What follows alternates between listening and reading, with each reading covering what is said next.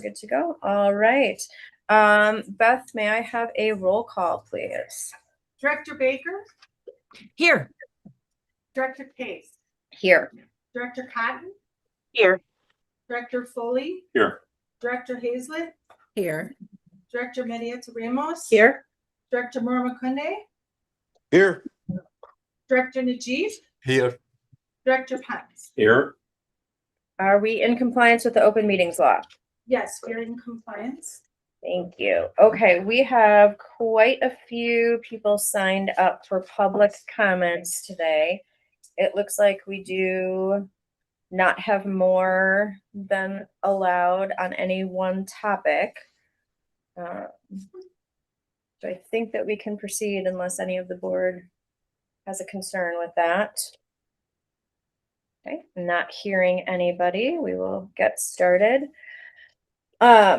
We have a board policy A0107 that states no person may speak more than once to an issue or for a period longer than 5 minutes, except upon the consent of a majority of the district board. No more than 3 people may be heard on one side of an issue, except upon the consent of a majority of the district board. I want to remind the public that negative public comments identifying specific personnel via name or position are not appropriate for presentation to the board in public session. The board will not be responding to any manner in adherence to the state of Wisconsin open meetings law, which prevents a governmental body from discussing any specific item that was not publicly noticed on the agenda. I do see that there are comments posted or noticed regarding community education. We do have that on the agenda. I would ask that the board hold our discussion until we get to that topic so that we can allow time for everybody to do those comments, unless there is an objection from any board member. Okay, then let's get started. First is Kristen Barr. I think I'm number 1. Yeah. Oh, you guys switched it. I'm sorry, Lisa. Yes, you.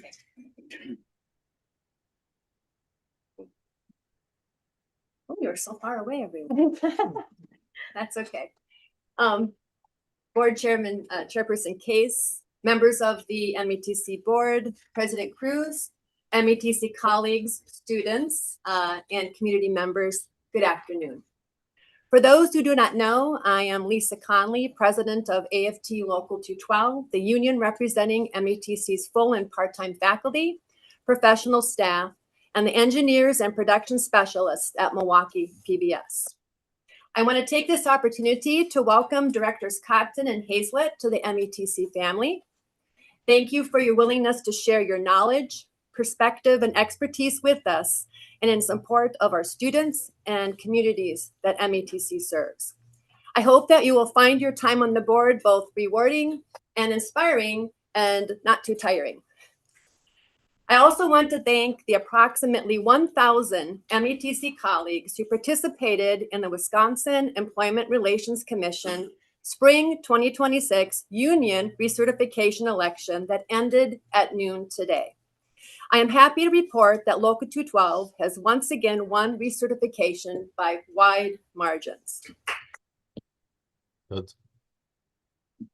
To those we represent, thank you for the trust and confidence that you have placed in Local 212 and its leadership, and for the steadfast support demonstrated not just at voting time, but throughout the year.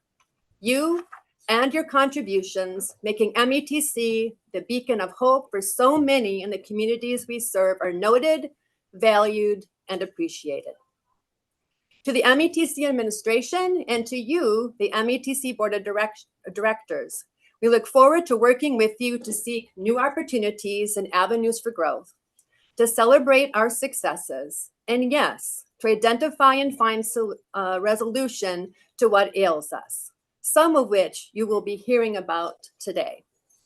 With regard to the latter, I want to personally acknowledge and thank those who are stepping forward to speak before the board today on some matters of grave importance and concern, not just for themselves, but on behalf of their students and the communities from which they come. I trust that all listening here will join their union in supporting them in this very difficult endeavor by seeking answers for questions sparked and assisting and addressing the concerns that have brought them here today. Together, we are stronger. Together, we are METC. Thank you for your time and consideration.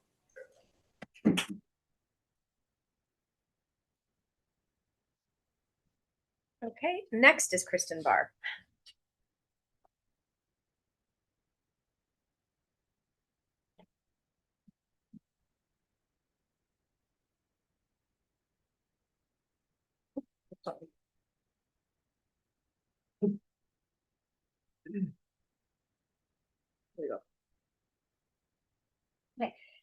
Good afternoon, members of the board, President Dr. Cruz. My name is Dr. Kristen Barr, and I am a full-time faculty member in biological sciences. However, I am not here today to speak about the STEM pathway, but rather in my capacity as an AFT Local 212 advocate and also as the Local 212 Chair of Full-Time Faculty Concerns. I am here to read a letter from an individual in community education who has requested to remain anonymous out of fear of retaliation. I want to acknowledge and commend those who are speaking their truth before you today, despite the unease and severe anxiety that can come with raising concerns and risking becoming a target. Even as someone outside of community education, I must admit that I struggled with the decision to read this letter to you today because of the very real threat of indirect consequences. I want to be clear. This letter is just a drop in the bucket. I have heard from many others as my position of the full-time faculty chair of concerns that there have been many concerns in the community of education, ranging from operational disruptions to a lack of professional respect. MATC often speaks of fostering a caring culture, but that culture must begin with how the institution treats its own employees. My colleagues in community education deserve more than just a slogan. They deserve to be heard without fear, respected in their work, and supported in raising legitimate concerns. On behalf of those whose voices have been silenced, I share this letter with you today. Here's the letter.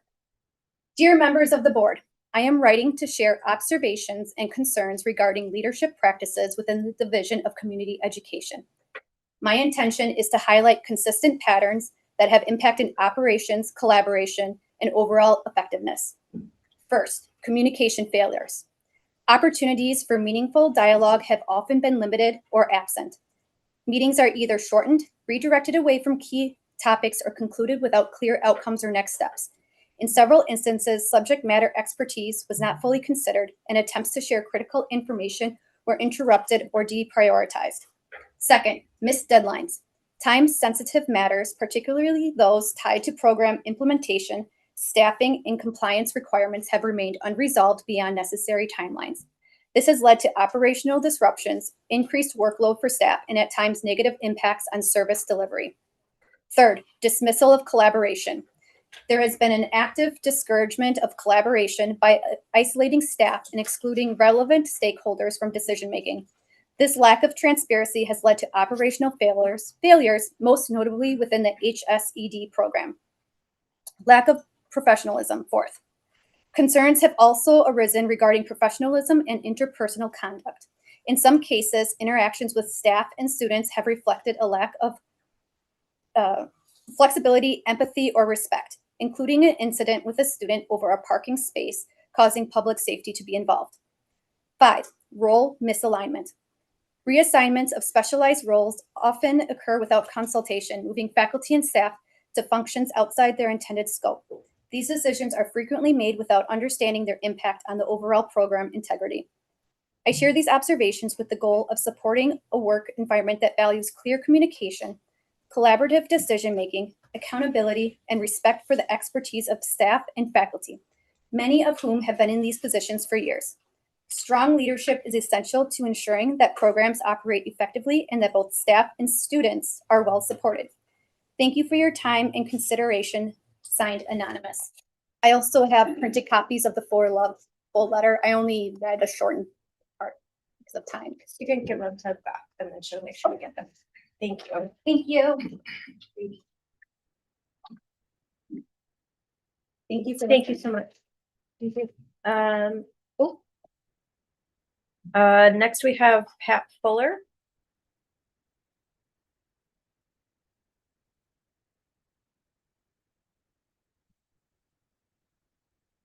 Good afternoon to everybody in the table.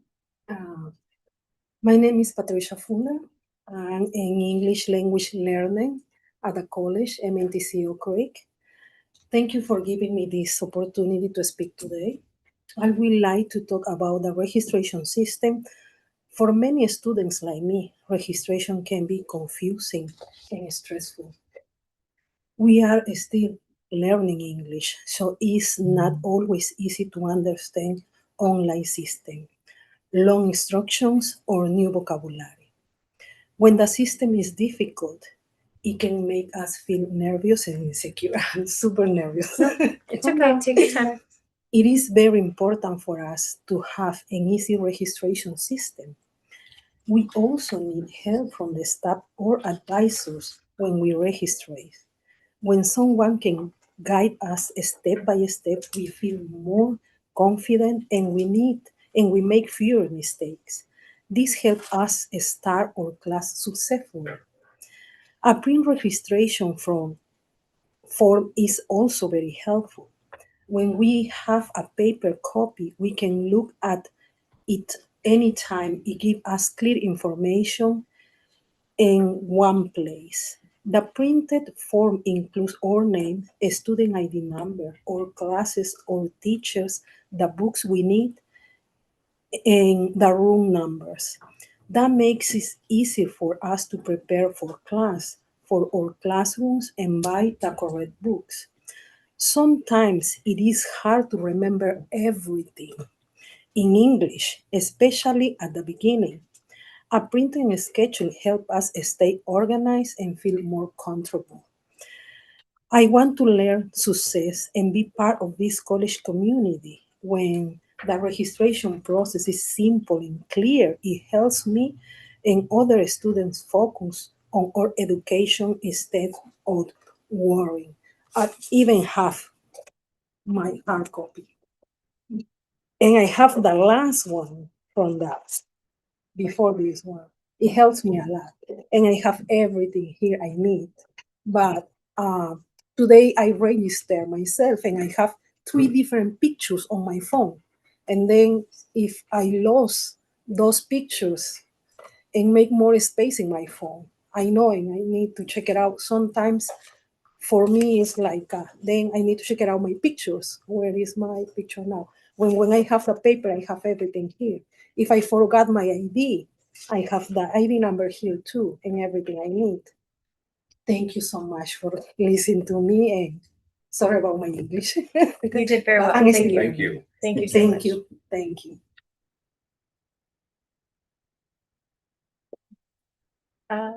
Next we have Joy Lehman. Sorry. Lehman, thank you. Sorry. No,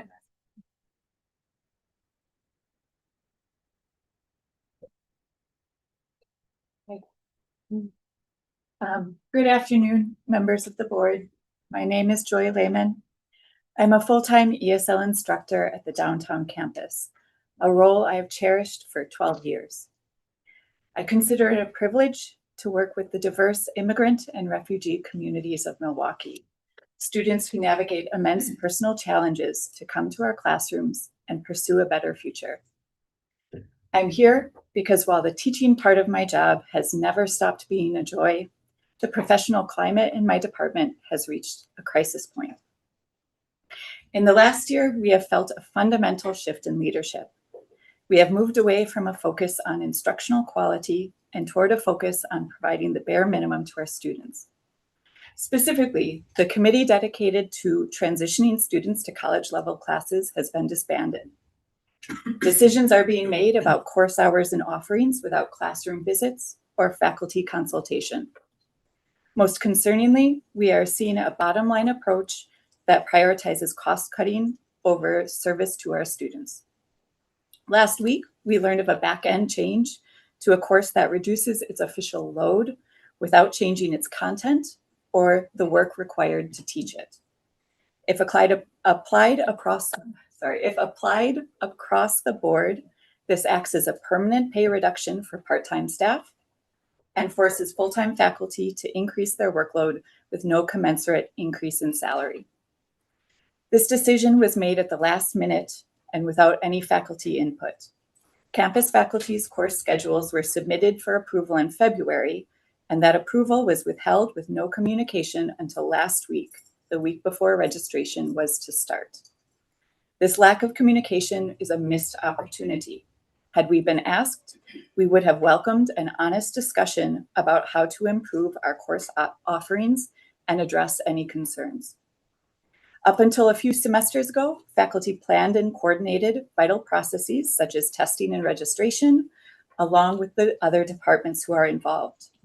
The administration has since taken over the planning of these processes without consulting the faculty who execute them. And as a result, decisions are being made too late by people who do not fully understand the logistics, leaving faculty and staff to scramble to bridge the gaps at the last minute. This environment of delayed decision-making and lack of transparency has decimated morale. While we have worked tirelessly to make these failures invisible to our students, the mask is slipping. In my 12 years here, I have never seen administrative decisions take such a toll on the faculty. I have seen colleagues in tears and heard reports of stress-related health issues, as well as instructors contemplating leaving MATC entirely. This is not normal work stress. It is the result of an organizational breakdown. Our request is simple. We want a seat at the table. We are not asking to avoid hard choices. We are asking to be a part of the collaborative discussions that determine the future of our program. We want to ensure that any changes made do not harm the high-level instruction we provide. We respectfully request your assistance in calling our administrators to meet with us, not to declare mandates, but to engage in a real dialogue that supports our students, our faculty, and the long-term health of community education at MATC. Thank you for your time and your service to the community. I do have copies of the letter if you would like. You can into that. Thank you.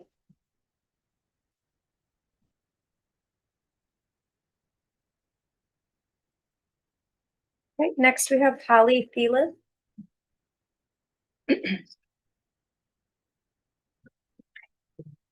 Thank you for having me. Stop here. Your time. My name is Holly Thielen. I've been with the college for 21 years, and I've been in adult education for 26 years throughout the different areas of the Central City running programs. 9 years ago, actually, it'll be 10 years in August, the 509 HSED program had begun. It was a cohort model. We had about 25 students per semester that were in person that we started with. By the 2024-2025 academic year, we reached close to 330 new and continuing student applications to our program. And that was just for the spring semester of last year. We had 132 graduates that year. We had progressively been moving up as far as graduates go each year, and that's quite an accomplishment. When you look at the programs in the area, we had finally reached a level where we were kind of competing there as far as numbers. This success was not a product of institutional support.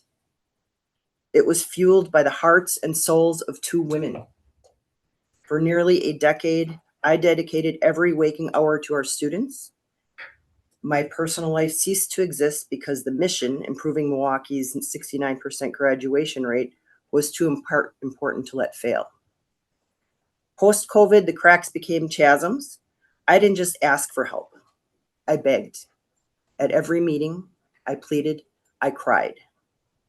With the numbers increasing the way that they were, it was not feasible for any one person to do this on their own. Eventually, a couple of years ago, an academic support specialist was hired to assist with the 509 HSED program students. That did not last. She was required to assist all community education students across all areas. This created an insurmountable caseload, and although she joined our team full of excitement about the program, she was eventually forced to resign for her own mental health. My instructional chair, Ms. Mulvana, whose passion was the only thing keeping us afloat, worked countless hours for which MATC refused to compensate her and was forced to quit for her own mental health as well. As for me, I continued to oversee a tenfold increase in enrollment. I was working 70 plus hours a week, yet only being paid for 44.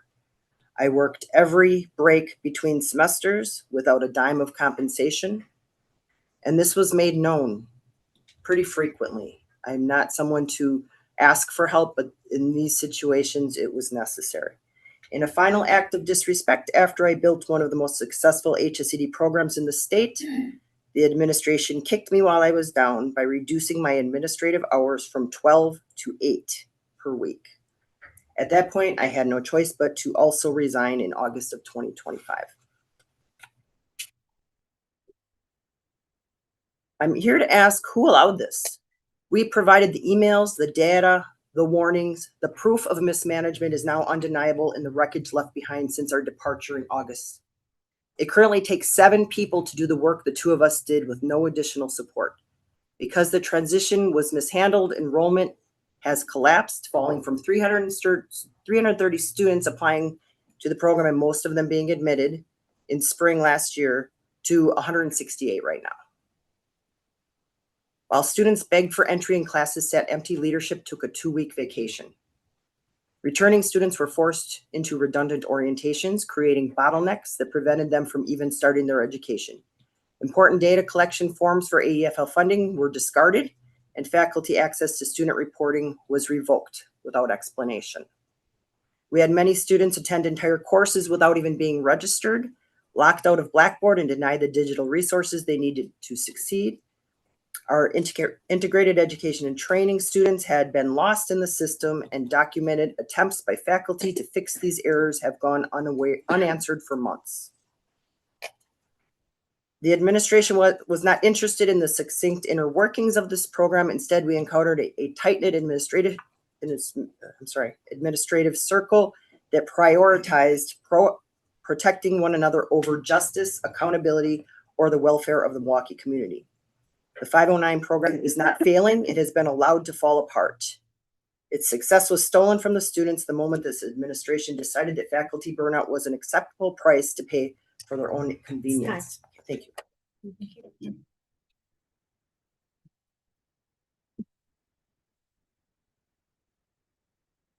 Next is Kelly Mulvana.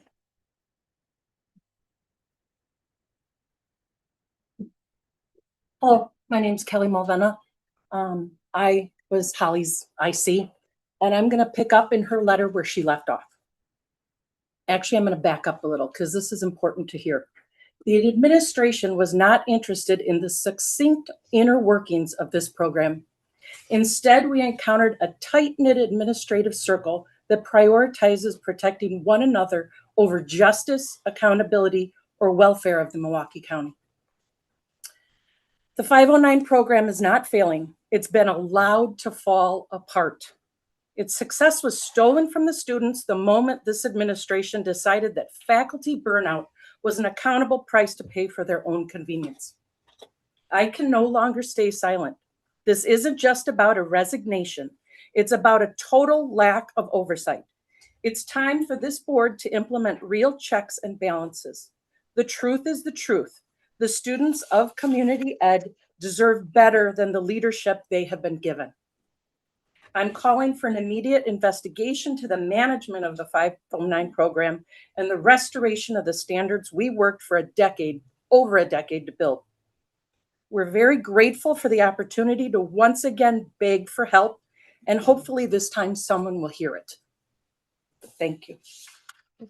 I also have the follow-up information that the board requested from last month's.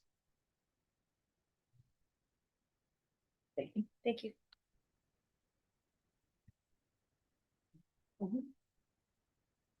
Our next speaker is Mike Kroll.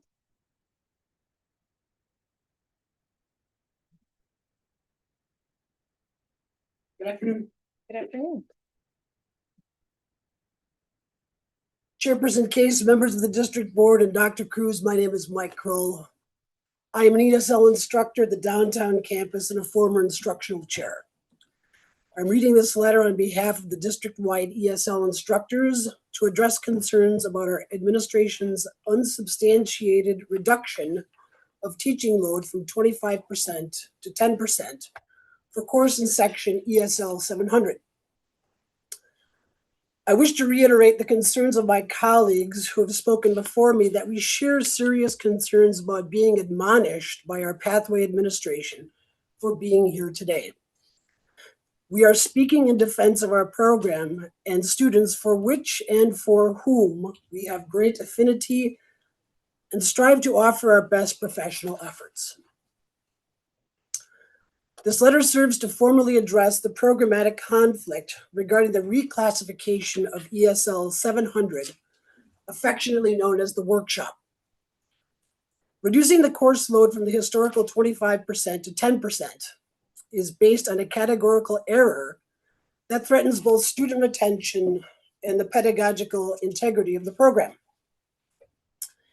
Since the creation of this course in the late 60s, it has been hailed as a gold standard by past leadership, including, but not limited to, Kathy Gansheroff, Richard Muirhead, MATC presidents John Burkholz, Barbara Holmes, and most recently, Vicki Martin. This course provides critical services that digital metrics cannot accurately track.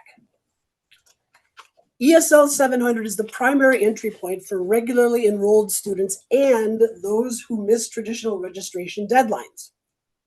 Forcing a load reduction or rigid face-to-face mandates ignores the lived realities of the working immigrant population, resulting in a permanent loss of enrollments and a corresponding reduction in full-time equivalents, as these students will simply be unable to access our services.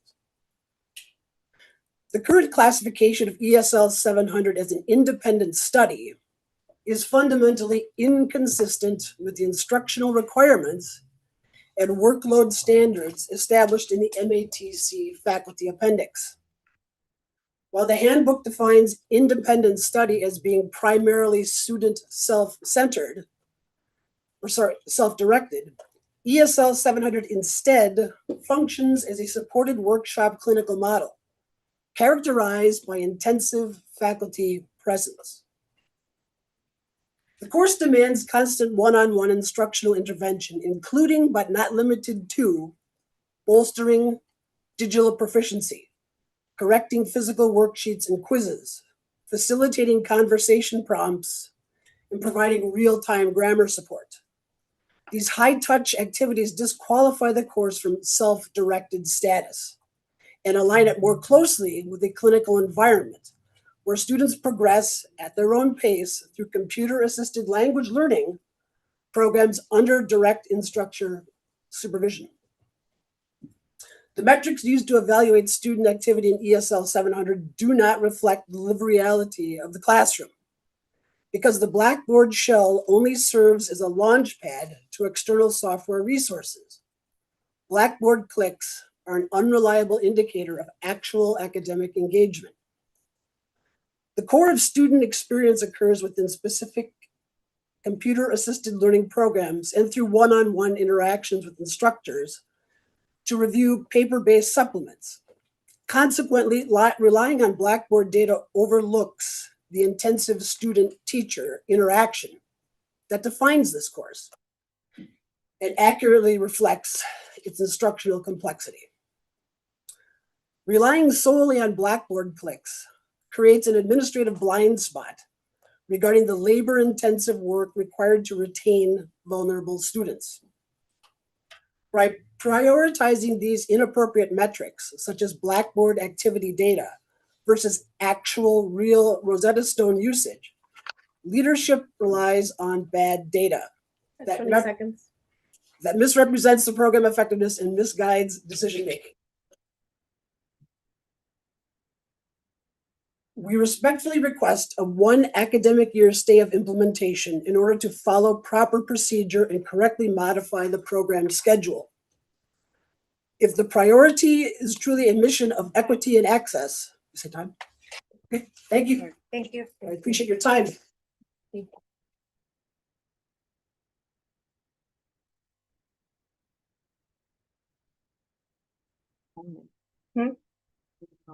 Yeah. Next is Shahad Abdul Rahman. I'm sorry if I said that incorrectly.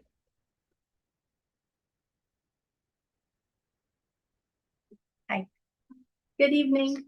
My name is Shahid Abdurrahman, and I'm a student here at MATC and a proud member of YES, which stands for Youth Empowered in the Struggle, the youth arm of Voces de la Fronte.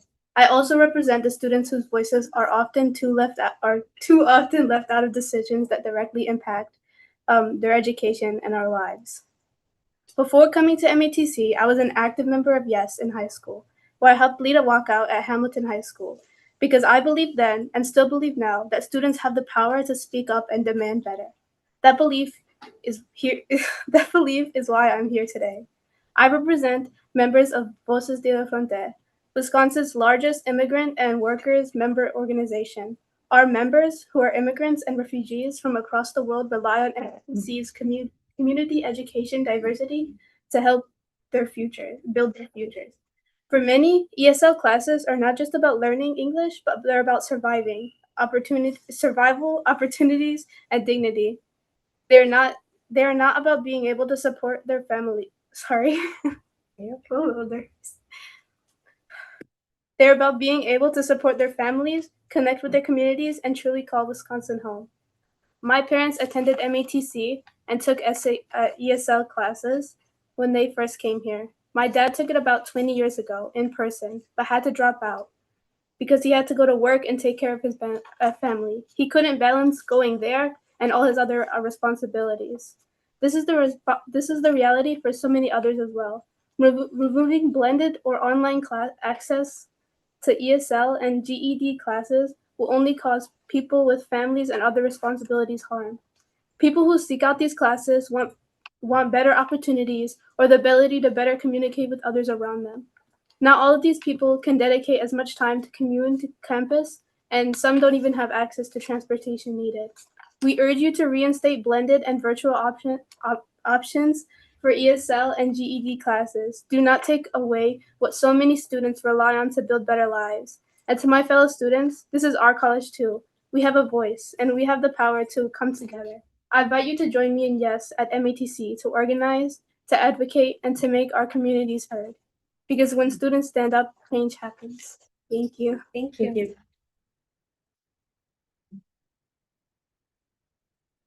Next, we have Christy Weisenberger and Lisa Fabian Albert.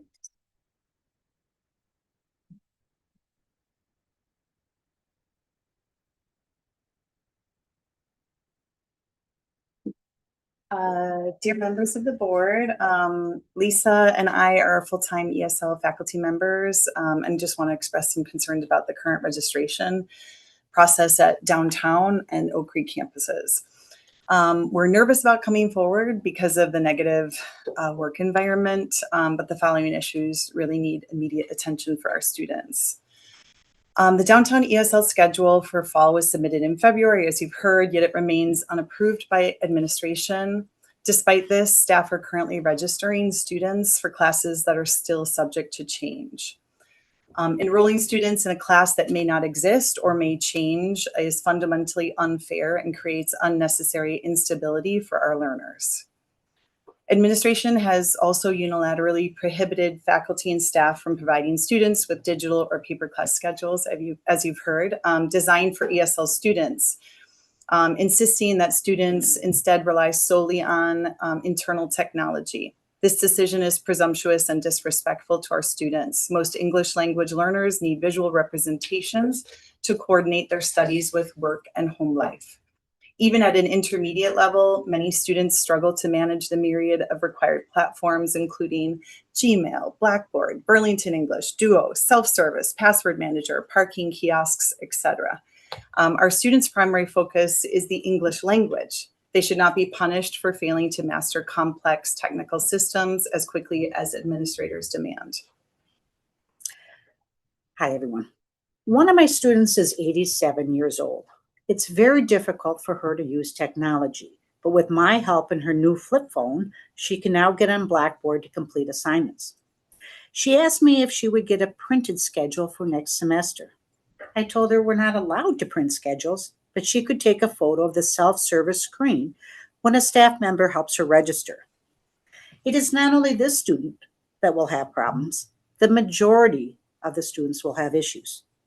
3 students had me look at the pictures they took yesterday and asked me to explain which classes they were registered in. It was very difficult to explain their schedules to them. I couldn't even understand which classes were with me. After class, my elderly student and 2 other students explained their problems about not understanding their schedules to an administrator. The students asked why they could not receive a schedule similar to the schedules that had been provided to them in the past. The administrator said they would have to pay more money for the tuition if they wanted paper schedules. Couldn't we take 10 cents of print money on their Stormer cards to make schedules for them? Helping students understand their schedules and easily understand which books they need, the classroom locations, and the teachers' names and their usernames is providing students with accessibility. As faculty, we are required to provide closed captioning on all our videos so they are accessible. By providing our students with paper schedules, we are helping with an accessibility issue. My 87-year-old student also told me she overheard some potential students saying they would look for a different school that provided more help because they were told that they had to register using the computers and they would not receive a printed schedule. We are supposed to be a community college that actually assists community members. What are we doing when students leave our campuses due to the obstacles that they encounter? So historically, advisors, faculty, and educational assistants would work together to provide students with onboarding information they needed, such as usernames, class locations, and dates on these paper schedules that they could carry around. And show teachers at the start of the semester if they needed help. This collaboration has been completely dismantled. Administration no longer allow faculty to collaborate with the academic support specialists to plan effective registrations. And then when registration problems inevitably arise, administration is either unavailable or unwilling to address the fallout, leaving faculty and support specialists to navigate the chaos alone. Last week, we were part of a state audit where the interviewers expressed concerns about our intake and registration process. ESL students require additional time and resources as they navigate a new country, culture, education system, and language. But our administration continues to make unilateral decisions that make assisting them through these barriers more difficult. The current approach serves administrative convenience at the expense of our students' success. I urge the board to intervene and restore a collaborative, student-centered registration process. Thank you so much for your time and commitment to our students' futures. Yeah. And I have a copy of our one paper schedule and what we read. Thank you.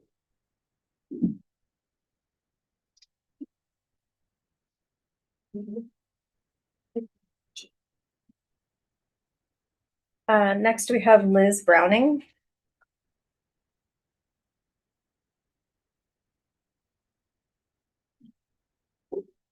Good afternoon. I'm downtown ESL faculty, and I'm reading this on behalf of some of my colleagues. Dear members of the MATC District Board, we are writing to you as a collective of concerned staff members and stakeholders to address systemic issues within community education and our registration process.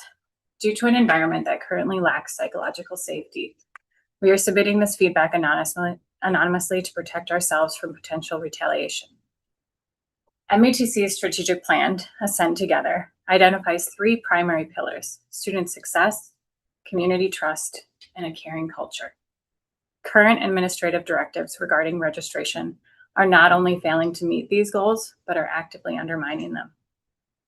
The Ascend Together plan promises to deliver transformative learning experiences and provide student-centered, steadfast access to supportive resources. However, the current registration process has become a barrier to these objectives. First, a technological gap. While the college encourages technological mastery, we are failing to provide the necessary support for students who are not yet digitally proficient. Withholding essential resources. Under direct administrative orders, staff are being prohibited from providing students with printed copies of their schedules, as you have heard. Administrative optics. It appears that administrative focus has shifted toward the optics rather than the lived experience of the student. By making the registration process more difficult, we are moving in the opposite direction of student-centered success. The strategic plan aims to strengthen career readiness and cultivate economic mobility. To achieve this, the wider Milwaukee community must trust MATC as a reliable institution. Institutional credibility. We cannot expect the Milwaukee community to trust MATC if employees do not trust their administrators, and vice versa. Preparedness. If we cannot provide a student with a basic paper schedule, we fail to demonstrate the professional standards we claim to teach. This lack of a basic service eventually becomes public knowledge, damaging the college's reputation and its partnerships. A caring culture is defined by employee engagement, appreciation, and connectivity. Current conditions in community education reflect the opposite. Inadequate staffing. At present, the responsibility for registering high volumes of students falls on too few people. This is a gross misalignment of resources that leaves both employees and the students vulnerable. Discouraged connectivity. Staff have been directed to limit peer-to-peer connection and wait solely for administrative directives. This silo approach stifles the collaborative problem-solving necessary for a functional campus and reduces efficiency. Lack of support. Frontline employees are consistently left to pick up the pieces when registration problems arrive due to a lack of proactive administrative planning. This disregard for employee well-being is leading to burnout and a fractured work culture. Without our students, our roles at MATC do not exist. We urge the board to review the current registration directives and staff levels within community education. We ask that you realign our daily operations with the Send Together mission by restoring student-centered services and fostering a culture of mutual respect, valuing, and transparency. Thank you for your time and your commitment to the future of community education's programs upon which so many in our communities and we serve depend. Respectfully, members of MATC community. Thank you. Okay, that concludes our public comments. Thank you for everybody for sharing your comments and perspectives. Our next item on the agenda is approval of minutes. May I have a motion for approval of the minutes, please? So moved. Thank you. Second? Second. Thank you. Any comments, questions, discussion on the minutes? Okay. May I have a voice vote, right? All in favor? Aye. Any opposed? All right, motion passes. Next, we have the consent agenda items. May I have a motion for approval of the consent agenda items? I move approval of the consent agenda items. Thank you. Second? Second. Thank you. All right. Any comments, questions, concerns on any of the consent agenda items? Anyone in the room? Directors online? Wow. All right. Moving right along. Okay. Since we have no questions or discussion, all in favor of approval of the consent agenda items? Aye. Any opposed? All right, motion passes. Thank you. Next, we have resolution F0397-04-26, authorizing the sale of 1.5 million in general obligation promissory notes, series 2025-2026K of the Milwaukee Area Technical College District, Wisconsin. May I have a motion? I move approval. Thank you. Second? Second. Thank you. All right, may I have Justin Fisher, please? Good afternoon, everyone. I apologize for not getting that earlier. Thank you.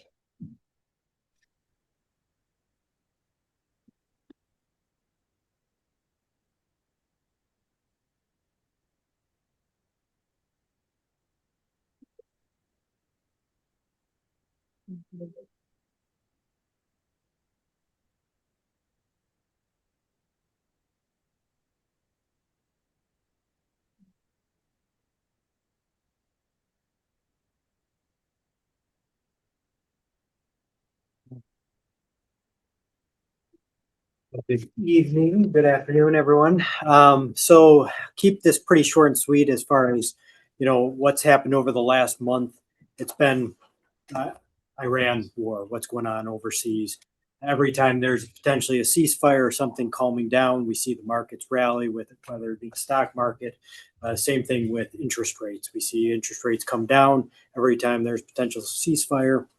Every time we hear that things are, kind of at a stalemate, that's when we see the interest rates go back up, the oil, the gas costs rising up. Fortunately, over the last month, rates have come down overall a little bit, but I think the markets are waiting for the resolution to happen and see another rally. And we should see interest rates come down farther from where they are today once a resolution is taken effect. But we did go out for the financing this morning, received 6 bids, which was great to see. With the low bid by Huntington Securities at a 2.8%. Last month we were at a 2.91%, so just a little bit lower than last month. But again, we've kind of seen it go up, we've seen it go down, and as of late, we've kind of seen it come back up a little bit from where we were a couple of weeks ago, but compared to last month, a little bit lower. So going to page 3 of the presentation, this is again the general obligation promissory note series 2025-26K, 1,500,000. This one will close May 14th of 2026. The maturity is June 1, 27 to 30. First interest being December 1, 2026, non-callable. The rating was affirmed by Moody's as a AA1, and then the low bid of 2.8% by Huntington Securities. Going to page 4. Just an update to the long-term plan of finance that I work on with Eva and Paul. As you can see, there's only one more remaining financing in the fiscal year, and then it will turn over to next fiscal year. But we continue to be on track with everything we've been projecting and modeling out over the past year. The last few pages is the Moody's rating report. No changes basically from last month. Continues to highlight the strong bond credit rating that Moody's assigns the college. All right, any questions? Seeing none in the room. Any questions online? All right. Okay. No questions or discussion. Can we have a roll call vote? Dr. Cotton? Director Foley? Aye. Director Hazlett? Aye. Director Mendieta Ramos? Aye. Director Moore McCunday? Aye. Director Najib? Aye. Director Pence? Aye. Director Baker? Aye. Director Case? Aye. Okay, motion passes. Thank you. Next on the agenda is resolution F0398-04-26, authorizing the issuance of 1.5 million general obligation promissory notes, series 2025 to 2026L, the Milwaukee Area Technical College District, Wisconsin. May I have a motion, please? So moved. Thank you. Second? Second. Thank you. Back to you. Nothing really to add. Okay. Some resolutions as always. All right. Any comments, questions, or discussion on this item? Not seeing anything online. All right. May I again have a roll call vote? Director Foley? Aye. Director Hazlett? Aye. Director Mendieta Ramos? Aye. Director Moore McCunday? Aye. Director Najib? Aye. Director Pence? Aye. Director Baker? Aye. Director Cotton? Aye. Director Case? Aye. All right. Motion passes. Thank you so much. Okay. Next we have resolution F039904-26 for approval of other student fees, educational fees, and adult tuition. May I have a motion, please? So moved. Thank you. Second? Second. Thank you. All you.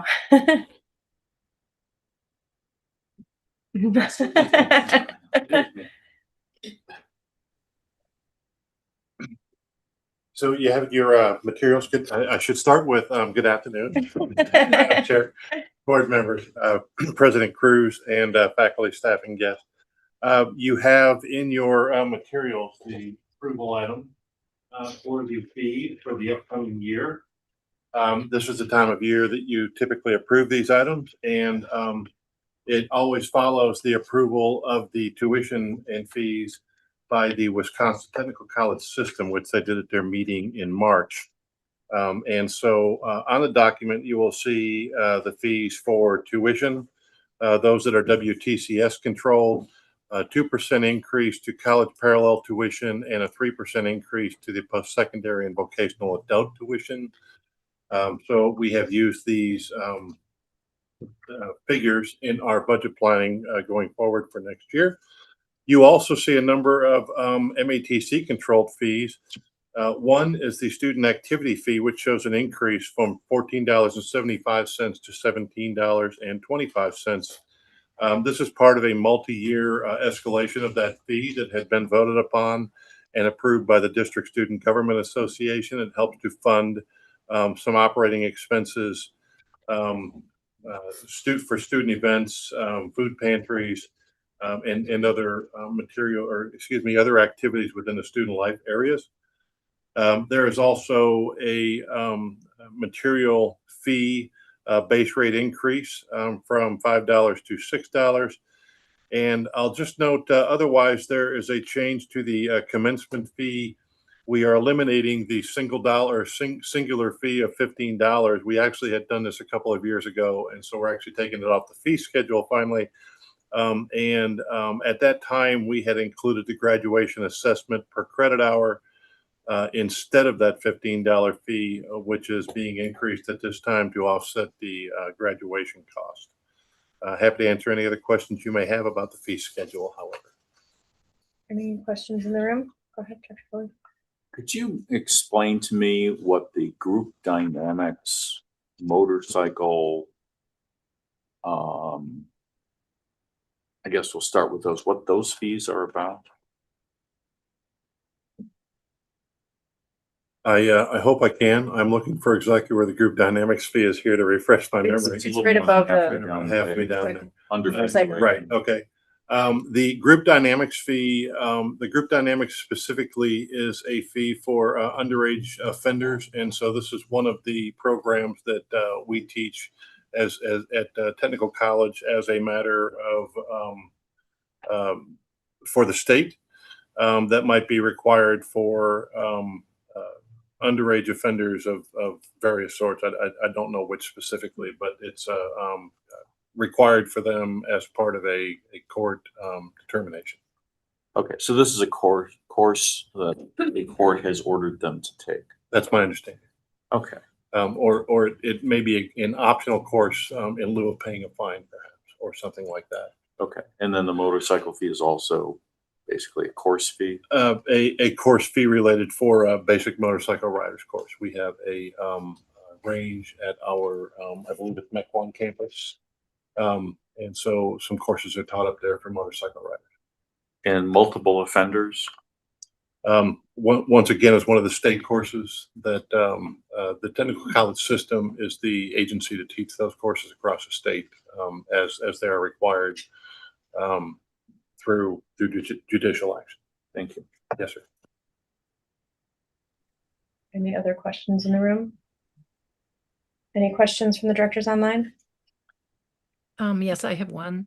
Okay. So the material fee, so is that a flat fee? So all students now pay $6, or is that a fee per credit? Thank you for the question. Just confirm that that is a per credit hour fee, and that is a fee which is also approved at the WTCS system level. Okay. Okay. Thank you. Thank you. Any other questions online? bring it back to the room. Any other questions? All right, if there's no other discussion or questions, all those in favor?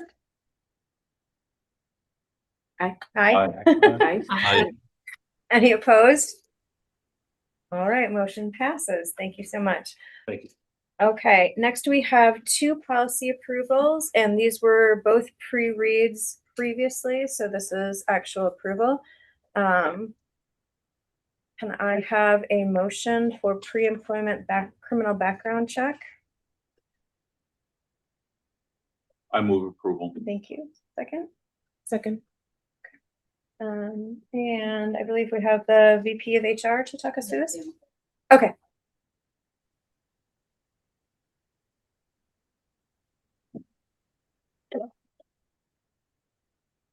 Hey, Dan. Good evening. Good evening. So provided an overview of the pre-employment criminal background check policy in the March meeting. And as we talked about, there's quite a few revisions. The original policy was in 2007. There was just a review, I think, without edits in 2018. And then in that the previous policy merely stated, it was our policy to check. So this gets into a lot of the detail in terms of what is involved with that process and who is covered by it. And it's clear in the policy when we do the check, if there is information that comes back, regarding a charge or a conviction, it's not an automatic disqualifier. There is an analysis that's done. That's not a blanket exclusion to see that and verify that in review to see if information received is substantially related to the job that might make it a concern in moving forward with an employment offer. And so this process is done post-offer in the there is some specific provisions related to people who work in childcare, healthcare clinicals, or who serve vulnerable populations. And the caregiver background check provisions, it's spelled out in here, apply in those situations. And we carry out the process through the help of a vendor. We use Checker as a vendor, but there's certain things that we're able to check on the Wisconsin Department of Justice website, and our HR team does that. So the other thing, I think we mentioned this in March, for dual employment safety compliance, if we have dual enrollment students, I should say. If we have teachers in dual enrollment settings that are teaching high school students, this policy specifically clarifies that they are covered by it, and we are obligated to do the background check on those as well. So that's a brief overview. I don't know if there's any follow-up questions. Any questions in the room? Go ahead. Thank you, Madam Chair. What provisions, I'm sure there are, but could you expound upon the provisions that we're taking to ensure that we are not inadvertently discriminating against anyone? Well, the college has a general non-discrimination policy. Basically says we don't discriminate on the basis of any protected class. But I think under the policy statement itself, it says it's an individualized assessment. And the college would review if there's information that comes back on a case-by-case basis to see if what is out there is substantially related to the job or is it not. And so that's the analysis that's done to make sure that is done consistently and fairly. And in addition to that, like I said, we do have a general non-discrimination, EEO, non-harassment policy that has those protections, I think, that you're referencing. Thank you. Thank you, Madam Chair. Any other questions in the room? Any questions from the directors online? Okay. Since there's no further questions or discussion, can do a voice vote for this one, right? Okay. All those in favor? Aye. Aye. Aye. Any opposed? All right, motion passes. Thank you. Thank you, Dan. Yes, thank you. Next we have policy retirement is the salary and compensation for non-represented trades personnel. Again, this was a pre-read at the last board meeting, so this will be up for vote. May I have a motion, please? So move, Dr. Najib. Thank you. Second? Second. Thank you. All right. Paul, is that you again? Yeah. Okay.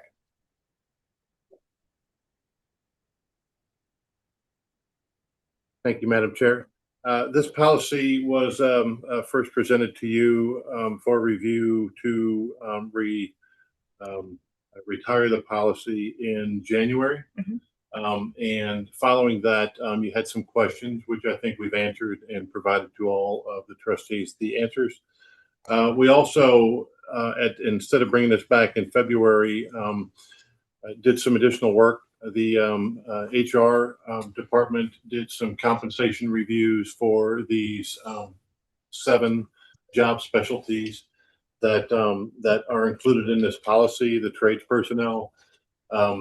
And they did that so that with the potential retirement of this policy, we could establish the salary range and pay grades for the positions in accordance with how we establish those range for other positions across the institution. And so that took a little bit of time, which is why this is just now coming back a few months later. We also took the opportunity, I personally have met with the trades personnel currently employed on 2 occasions and had discussions with them sort of about the reasoning about this. And I'll just share with you that conversation was that it was not really a budget matter and not a matter in any way that dealt with how we value those personnel and the great work that they do, the critical work that they do. Really was just a matter of having some consistency in how we apply compensation decisions across the institution and leaving you, the board, in charge of the decision for compensation, just like every other employee. And so I think we've done our homework pretty well to account for all of the questions that were asked. And we again present this to you tonight. It's our recommendation that we retire the policy, and instead of an outside organization determining the contract rates for these employees, we would establish them in the same way that we do for other employees across the district. Thank you. Any questions in the room? Go ahead. So one of the reasons policy, like the original policy, exists is to eliminate the need to have separate negotiating units for a very small group of employees. Another is to provide for stability and long-term relationship between us and those employees by paying them what they likely could make by going to the market if they were to leave us, right? So 2 questions. One is, what does it mean to say that for these kinds of tradespeople that we are going to determine compensation in the same way we do for everything else? And secondly, are we shooting ourselves in the foot by not keeping pace with the market rate for those services, which I assume is what is reflected in the Construction Trades Council? Thank you for the question, Director Foley. I'll try to answer both of those in the order that you asked them. I think the way that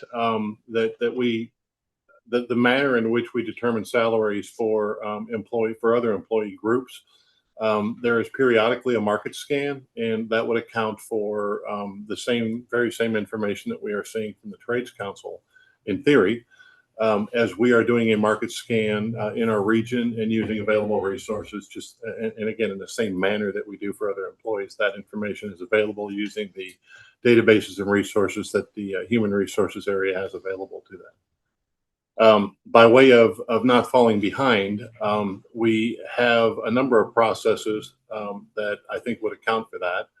The first process is if an employee believes that their salary is inappropriate for their job duties, there is a policy that allows them to ask for a review of their qualifications, of their position description, and thus a review of where they should sit on the compensation scale for that job. So there is a process already in place and used by employees throughout the institution. The other is that we would periodically repeat that market scan in addition to whatever we're looking at for annual increases to be able to ensure that we're keeping up with the market for those jobs. The Trades Council certainly is still a resource that we would use. I will just share with you candidly in the discussion with the employees. One of their main concerns was keeping up with trades personnel in other areas. We had a lot of discussion about the benefit of working here versus the benefit of working in a place where they don't go to the same place every day for work, and those choices that people need to make about employment. We also talked about those processes and made sure that they were aware of how that would work going forward. So I hope that answers your question. Well, what was their reaction to all of that? Again, a good question, Director Foley. I would say, like most employees, I think no change would probably be the preferred course of action for them. But I think they were understanding in a general sense of why we have proposed the change. In that, there is a matter of us trying to treat employee groups the same, and also have that process work the same for everybody. There was discussion. What if we were to ask to join a union, either one of the existing union that's here or another who could represent them? I shared with them they certainly had every right to do that, and they're aware of that as being a possibility. Thank you. Any other questions in the room? Any questions from the directors online? Yes, I have a couple. I'm one of the people who raised questions about this, and most public entities historically around Wisconsin used to, in situations like this, it was called prevailing wage. And the entity, if you didn't have a bargaining agreement with the building trades, you would still sort of respect the prevailing wage. The Wisconsin in 2015, I believe the lawyers would know this better than me, but I believe that's Act 55, outlawed prevailing wage. And so that is not something that's part of local contracts and state contracts anymore, and took a little bit of that sort of necessity off of something like this. I think this has been historically just followed at MATC since we have fairly strong relationships historically with the building trades. We train the apprentices. The building trades have always sort of been partners with us in a number of our programs. I had asked those questions as to whether we had just talked to the Building Trades Council and talked to some of our partners in the apprenticeship programs, that no one would see this as in any way insulting, demeaning, what I mean, something that was not respectful of our relationships with them. I mean, it's 7 people. It's a tiny amount of people. And as you pointed out, I don't believe that there's a big fiscal sort of thing here. I don't know if we did contact any of those partners, both in terms of our apprenticeship programs or the building trades. And sidebar, the president of the Building Trades Council is currently running for state assembly, which also makes them just a tad more political than usual. But I would like us to at least have sort of yeah, sure, cool, we understand what you're doing and it's fine because it's fine. Do we have any information on that? Director Baker, to answer your question, I thought we had answered that question. We have not directly reached out to the Trades Council as they do not, again, these employees are not part of a representative group. Felt it would be more appropriate to reach out to them after you've made a decision on this matter. if appropriate, and didn't want to in any way signal that these employees were in a way represented by that organization when they are not, by all of those various rules of the state. And to be clear, they know that. The Building Trades Council knows that. These people have never been in their bargaining units. It was, as I pointed out, it was this tradition that had been part of prevailing wage and something that the city did, the county did. I'm not sure what the school district, Dr. Cotton might know more about that. But, as long as, like I say, we are not doing something that would offend our apprenticeship partners, who, that's not the Building Trades Council. Those are the joint apprenticeship committees who do their training with us. As long as, everybody says, yeah, that's cool, nobody's doing this, whatever, I'm perfectly fine with it. With me, this was just a question of us having communication with our partners.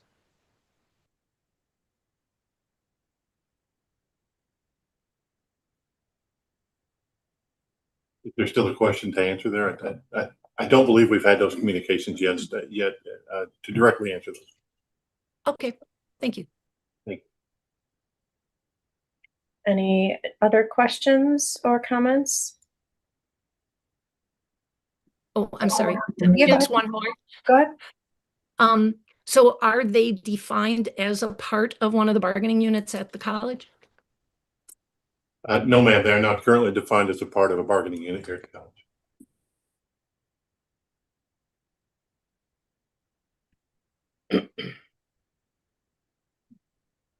Any additional questions? Okay. Hearing no additional questions or discussion, all those in favor, please say aye. Aye. Any opposed? No. No. Okay, so we have 3 nays. Are we still majority? Is this majority vote? Just for Okay. Okay, motion passes. Thank you. All right, next we are on to reports. So chairperson's report is first. Our spring 2026 commencement ceremony will take place on Saturday, May 16th at 11 a.m. at the Fiserv Forum. Please confirm your attendance with Beth or Pete if you have not already. GED, AHS, HSED, that was a lot of letters. Graduation ceremony will take place on Thursday, May 21st from 6 to 8 p.m. at the downtown campus, Cooley Auditorium. Again, please let the president's office know if you would like to attend. We also have the board self-evaluation instrument, which we will chat about, right? Yeah. Later on the agenda. Our research department will be sending all board members a link to the survey, so expect that. That concludes my report, and I will turn it over to Director Foley to provide a district boards update. Very briefly, last month I said I can't give you a report because the monthly meeting is 2 days. Yep. Board date. We did have the spring meeting, which was a hybrid meeting. That is the meeting at which they elect officers for the next year, which they did. And I think perhaps most important from that meeting, Pat Goss, the new executive director, indicated that he has been going to each of the boards around the state and intends to see them all before the year is out. I don't know if he's had any communications with our administration about when that might be. But I think it will be important. Second,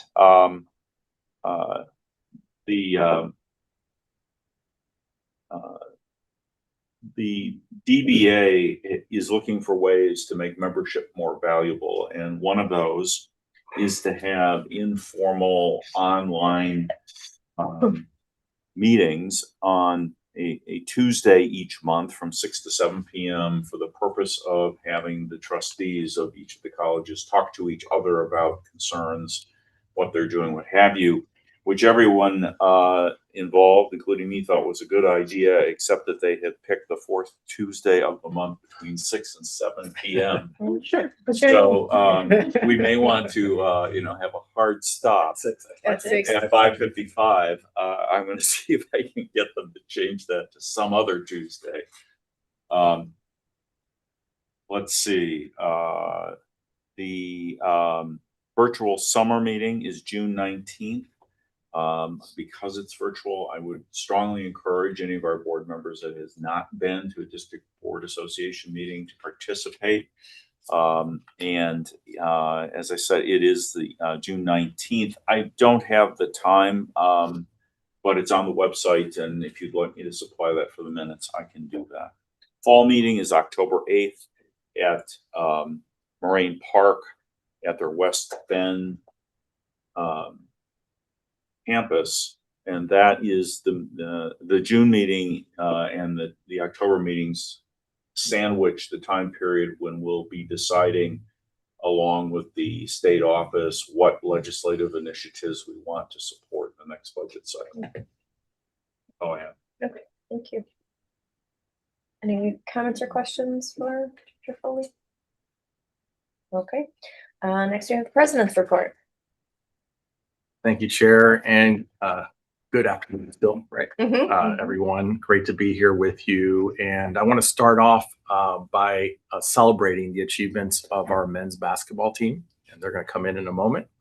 So they're led today by Associate Head Coach Travis Mrazek, and he will be here with our student athletes. And our men's basketball program delivered one of the most successful seasons in MATC history.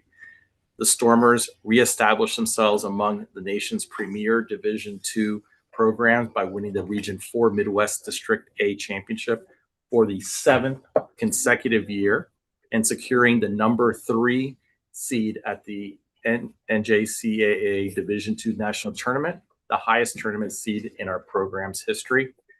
The team's consistency and strong work ethic were evident throughout the entire season, highlighted by a 24-game winning streak, an Elite 8 appearance, and a 31-5 overall record that tied the second most single-season wins in school's history.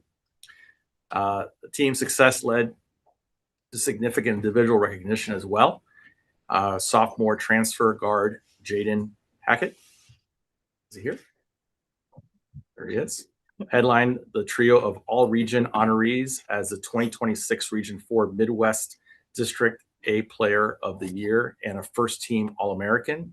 He was also selected as one of the just 26 players nationwide to participate in the 2026 NJCAA Men's Basketball All-Star Weekend in Las Vegas. How was that?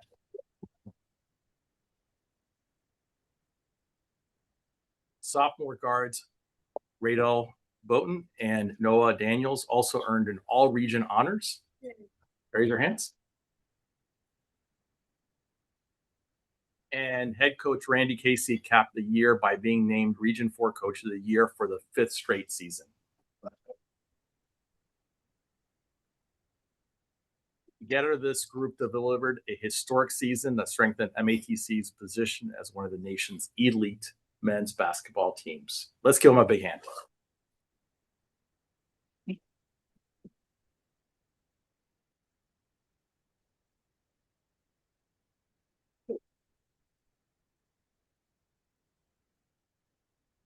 Gentlemen, great job on behalf of all of us here at MATC. Congratulations on a historic season. We really appreciate everything you did this season, obviously on the court, right? But you're also student athletes, so everything you did in the classroom as well. Big congratulations to Coach Travis and Coach Randy for, again, leading this team to really such great heights on a national level. So thank you all for everything you've done. Thank you.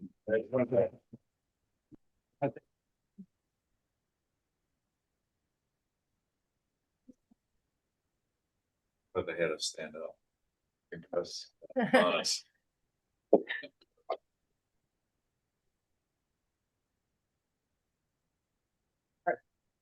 Have let's all join. So we're all going to stand up. We can get in front of them and we'll get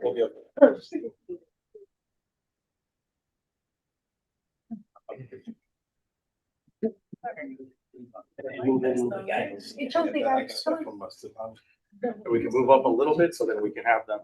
They're sitting right here. Everybody move a little bit.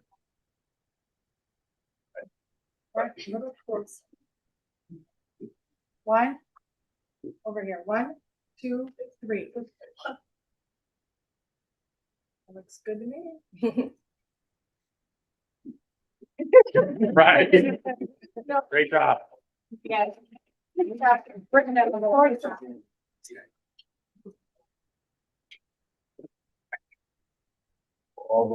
Thank you, gentlemen. Thank you. Congratulations. Thank you. All right. Every quarter, we select a specific topic for college-wide dialogue, and on April 1st, we hosted our latest Voice of the College live session focused on reimagining our MATC Day, which is basically our professional development day for our employees across the district. And after a decade of success within the signature professional development day, we invite our faculty and staff to provide creative ways on how we can continue to align the priorities of the college with the professional development of our employees. So that was a very successful day of listening to our employees, and we'll be implementing many of those changes as we go forward into the future with MATC Day. On Thursday, April 9th, we joined our partners to break ground on the Fieldhouse Flats at the corner of Northville Phillips and Juneau Avenue. And this mixed-use development, which will include 500 housing units in addition to retail space, will provide our MATC Stormers with a dedicated home for athletic excellence. And the first floor will feature a state-of-the-art 28,000 square foot athletic facility, including a double court gymnasium with seating for 1,000 spectators, a fitness center, and a specialized training facilities for our students and our staff. So we finally got to the point of groundbreaking. Now we're looking forward to this to be actually delivered, and it'll be ready. We're being told fall of 2027. So we will have a new home for our Stormers, both our basketball teams and our ball team at the Blackstone. MATC Employee Wellness Fair, the downtown campus hosted our annual Spring Into Wellness Fair on April 14th. Over 30 vendors provided resources to help our faculty and staff reset and prioritize their physical and mental health. And investing in these opportunities is a vital way of maintaining our supportive, sustainable, and high-performing work environment here at MATC. MATC celebrated Arab American Heritage Month with a series of impactful events. Highlights included a virtual session on the cultural influence of the Arabic language and Dabka dancing workshop at the Oak Creek campus. These celebrations culminated on April 15th with our featured program, Arab Americans Beyond Invisibility and Stereotypes, featuring award-winning scholar and keynote speaker Nadine Neighbor. And it was really a joy to be there during that event. I learned a great deal about Arab culture, Arab history, and this is the first time I believe that we've had a whole month of celebrations when it comes to Arab Americans. So it was great to see that at the college, something that we will see going forward next April as well. On April 17th, our Interfaith and Belief Employee Resource Group partnered with United Way for a 25 Acts of Kindness volunteer event at the downtown campus.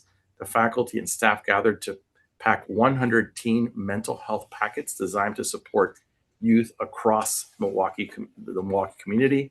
This initiative demonstrates how that affinity group is in action, not only fostering internal connections here, but also by extending MATC's mission and service to our neighbors in our community. I was honored to join the Wisconsin Technical College system in celebrating the 2026 class of student ambassadors in Wisconsin Dells on April 16th. Each year, one student from each of the 16 technical colleges gets selected as an ambassador. Daniela Reyes, a nutrition and dietetics technician student and MATC's 2026 ambassador. Having already earned a bachelor's degree in Mexico, Daniela is now completing her requirements at MATC to pursue a master's degree here in dietetics and nutrition. We are really fortunate to have Daniela as our representative for the college. I know Director Foley was there as well. He joined us for the festivities.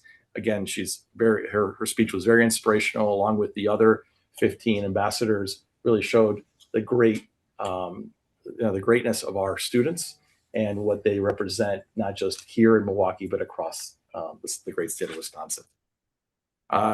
Wanted to also talk about the appointment of our new Vice President of Strategic Initiatives and External Affairs.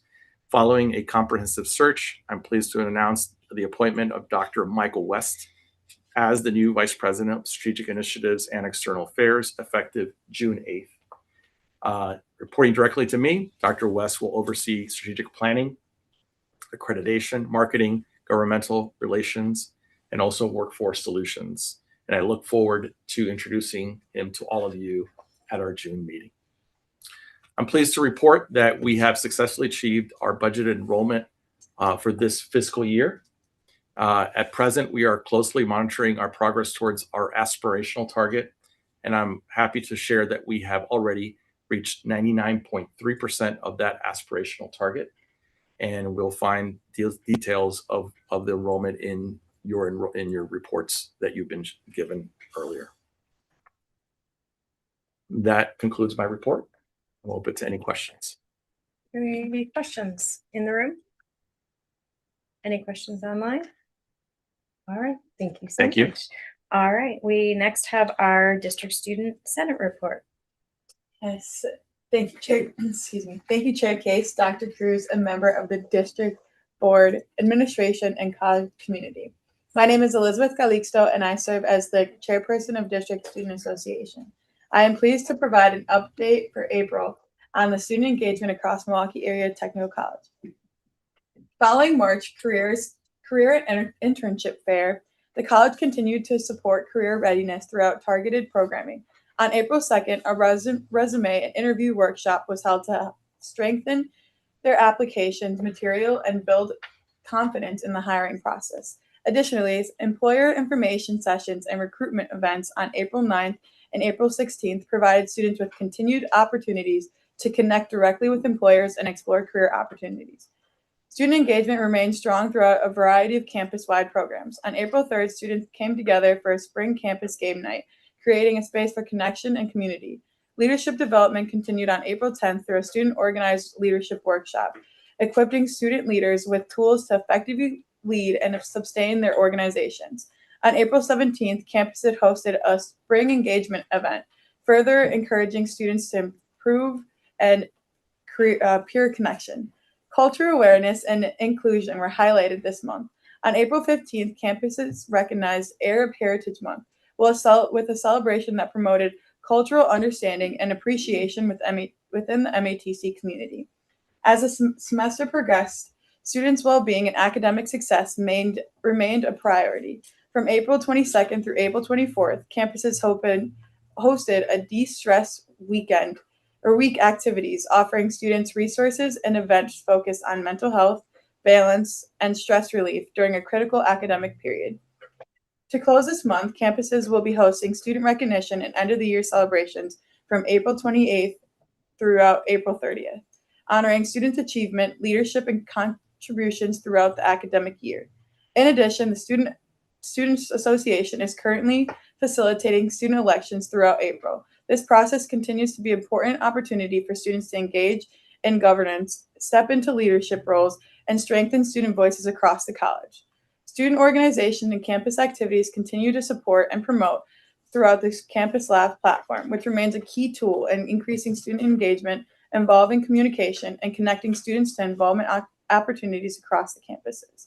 Overall, April reflects a strong commitment to student success throughout career development, leadership opportunities, and cultural engagement. There are some upcoming activities to finish off the academic year. April 28th to the 30th, student recognition and end-of-the-year celebrations. The District Student Association elections will finish up at the end of April. Late April, early May, there will be final exam sessions and extended tutoring hours, along with academic advising and final semester support. In early May, there will be a student organization end of the year meeting and leadership transitions. In May, we have our commencement ceremony, the end of the semester wrap-up activities across all campuses. And in the summer, we are planning for student leadership development and engagement opportunities, along with registration and preparation for the fall semester. It has truly been a pleasure to serve as the chairperson of District Student Association and to be part of such a meaningful experience. I am grateful for the opportunity to represent students and my community with the work being done across the Milwaukee Area Technical College. I want to express my sincere appreciation to the MATC, the board, and the administration for the continued support, commitment to students, and dedication to creating opportunities for growth and success. This experience has been both rewarding and impactful, as I am thankful to be a part of it. I also wanted to recognize the importance of diversity within our student body. The wide range of background, cultures, and perspectives across MATC is what makes our community strong, and is essential that we continue to support and uplift every student as they feel included, represented, and empowered. Thank you. Thank you. All right, now we're moving on to board monitoring. So our first item is risk management and public safety update.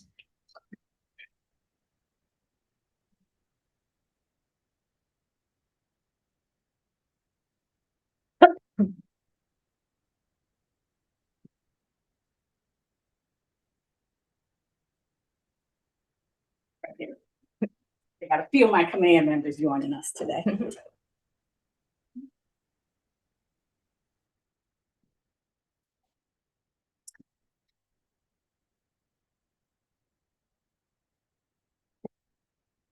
Thank you.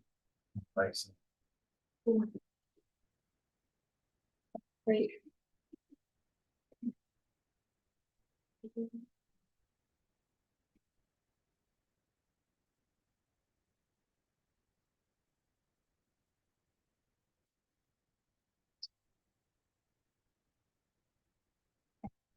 Thank you, Sherry. So, good evening, Madam Chair, directors, President Cruz, and all those attending. My name is Aisha Barco. I'm the Chief of Public Safety and Risk Management. Today, I have my command staff that all contributed to the PowerPoint presentation that was submitted to you earlier. So I'll just have them do an introduction. Start with you, Sherry. I'm Sherry Rowan, the Emergency Manager. Lance Frederick, Risk Coordinator. Josie Bill, Public Health Officer. And I'll just say, Lance is new. He's just been here about 6 months. Well, maybe not that new, but he brings in over 30 years of risk management experience, not just in the private industry, but also the technical college. So we're happy to have him. Were there any questions regarding the presentation that we submitted? Any questions in the room?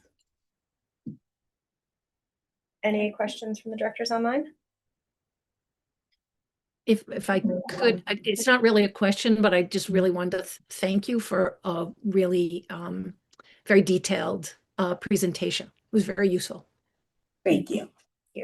And then what we handed out today is our 2025 annual security and fire safety report. And that has all our crime stats, it has resources, safety tips in the book, and all the programs that we have. And I'll send Beth an electronic version to share with the directors that are online. Perfect. Thank you so much. Thank you. Thank you.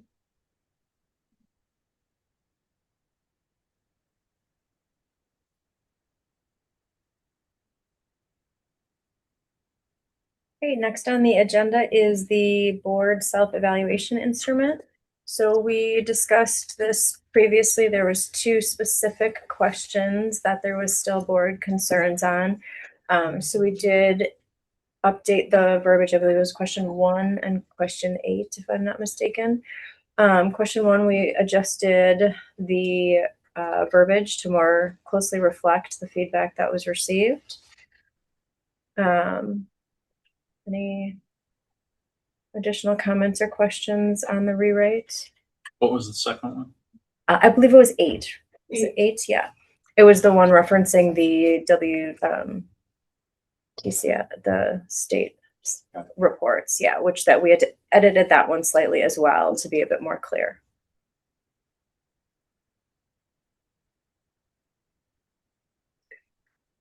Is there any additional questions or concerns? We are at the point where we do need to get this completed for this year. So unless there's significant concerns, I'd recommend that we proceed with the evaluation as is. And if we want to edit it again, if we want to edit it or make changes next year, we can certainly do that as well. Madam Chair, do you need us to approve it? No, I don't think so. I don't think I need yeah, I don't need an official vote. So just a nods or a thumbs up or a thing. But yeah, if there's no further discussion, then we'll just proceed. As mentioned in my report, you'll get an email link to complete it. So please complete it at your when you have time and provide feedback. Yes. Yeah, that link will come from our institutional research. It's confidential, so it won't come from myself or Pete. It'll be from our research. We can send an email once it goes out just to make sure everybody sees it and it doesn't go to spam or anything. So, all right, I think that is that. We will move on to our next item, which is the year-end projection of general fund. So, Paul.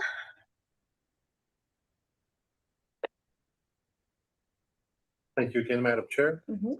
So there's a couple of things that have been provided to you. One is the presentation, which we'll go through on screen. That includes pieces of a separate document. There's two documents that have been provided to you for the next two items. The first item is the year-end projection for this current fiscal year 2026. And the second item then is talking about our budget assumptions for the upcoming budget year, fiscal year 2027. And that I'll cover after we get through their year-end projection. So if we could move to the next slide, please, just kind of a quick overview, remembering, of course, our fiscal year ends on June 30th. The projections here include the actual performance through March 2026, and then some projection forward, which is based on our own fiscal analysis and trends. And so that March 2026 data was included in the consent agenda as part of the financial report there for the general fund. Next slide, please. So we'll start with, this is what the document looks like that you have. So the colors are kind of key here. The projection for year end is the one that has the colors that are indicated on screen here, a yellow column, which is last budget year's actual performance. That's fiscal year 25. The blue column in the middle is the approved as amended in January when you approved budget amendments for this current year, and the green is the projection for the end of year. I'll just note at the very top, it also reflects the full-time equivalent student count, which is an important piece of certainly anything related to the student tuition and fees, but also part of the state funding. And so you'll see there that our enrollment for the fiscal year, as Dr. Cruz noted in his report and on the enrollment report you have, was better than projected in the budget. We projected the budget with an FTE count of 9,200, and as of the writing of this document, we're at 9,423. And so that's the number we will use in the documents that you will see over the next couple of months as part of our budget process going forward. That is a 3% increase from budget and a 3.6% increase from the previous year. Next slide, please. Before we get into the revenue with a little more detail, I'd just like to remind everybody that there are really three primary sources of revenue in our general fund, and those are shown in the pie chart. Property tax, which is levied, that is shown in our reporting as local government. State funding, that includes state aid, and I'll cover each of these individually, and then tuition and fees. There is a small part of other revenue. I'll cover that as well. So on to the next slide. We'll talk first about the local government total, which is the property tax. We are near the projection that was in our approved revised budget from January. You may recall from when we did that, we actually had a projection downward from the originally approved budget for property tax. And the reason for that was some what I think was described as a legislative drafting error having to do with Act 12, which removed the property tax from the tax that we receive locally and made it a piece of the state funding that we receive instead. So normally year over year, we see an increase in the property tax that is correlated to the new construction within our taxing district. And again, a reminder, our taxing district, all of Milwaukee County, a good part of Ozaukee County, a portion of Washington County, and a very small portion of Waukesha County. So this is why there is a decrease in tax revenue of about $320,000 from last year. Next slide, please. State funding, we include in this the Act 145 funding. Act 145 is what took a pretty good chunk of property tax several years ago and made it part of the flat state funding formula. And it also includes the statutory funding formula for technical colleges, as well as outcomes-based funding, or OBF. This also includes a little bit of an adjustment that happens in November of each year. So we will we trued that up when we did the budget amendment again in January. No surprises here. On the next slide, you'll see tuition and fees, which is really the next three lines on the report. In total, they are $43.5 million. Just noting that proportionality of where this revenue comes from, tuition is really the smaller piece of the three major sources of revenue. Just again, reflecting the great value that MATC provides for our students. This is an increase of $1.2 million from the budget and $2.7 million more than last year.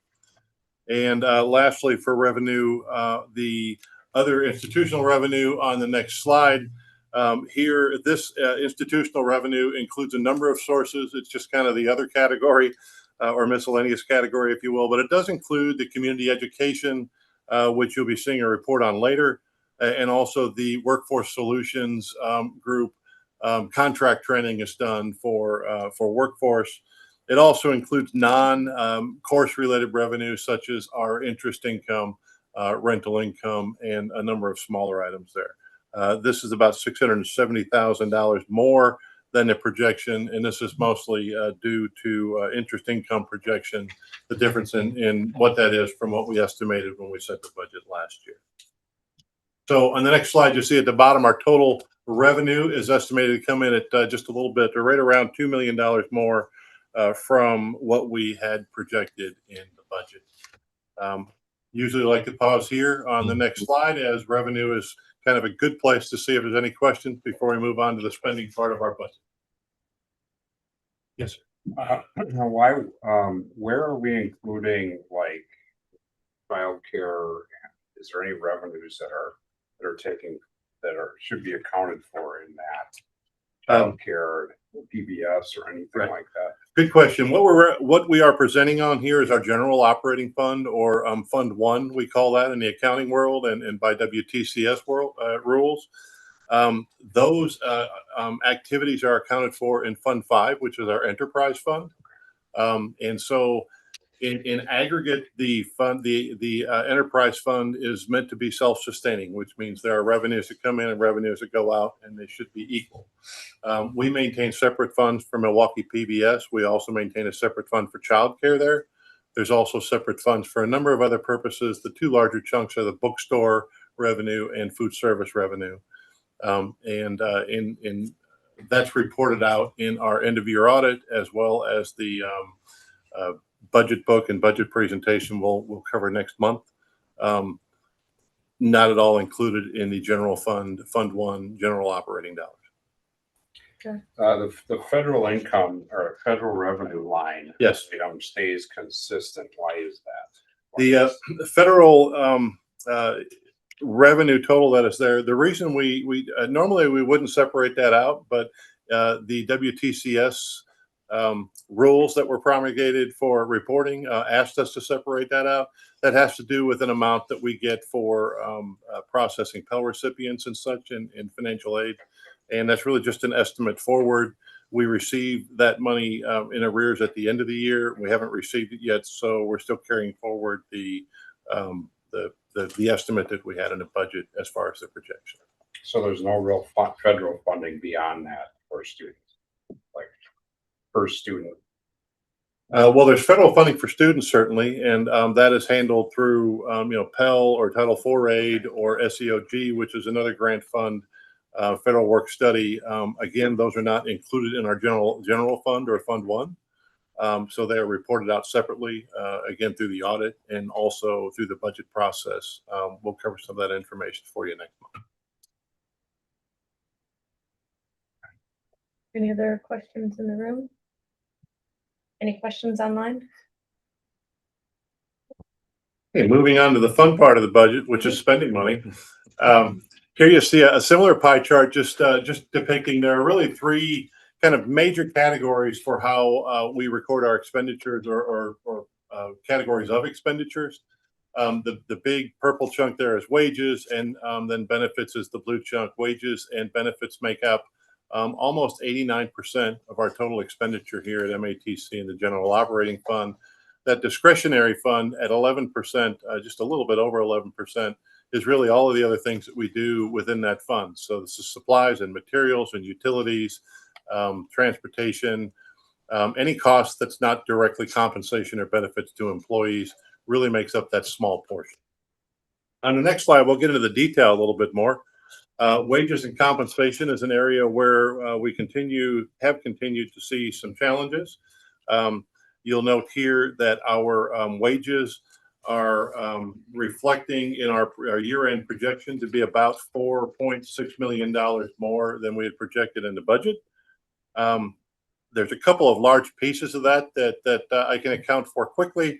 One of them is we did not achieve the projected savings to our Zancel expense that we had programmed in the budget. So when we asked you to approve the budget last year, we had a target goal of reducing our Zancel expense by $2.5 million, and we have reduced it significantly, but reduced it by about $1.3 million. So while we had programmed those dollars in the budget, we didn't quite get there. One of the reasons as to why that projection was a little bit high, I believe, by the time that we'd made that projection and programmed into the budget, we'd already approved those assignments for the fall. And so we just missed the mark on how we were projecting to see those savings. You'll see as we get to the projection for next year, we've fine-tuned that once again this year. By all of the information related to Zancel assignments, we have approved far less Zancel assignments this year than we did in previous years. A significant amount. The summer, for example, is about half as many assignments as we had approved for previous years.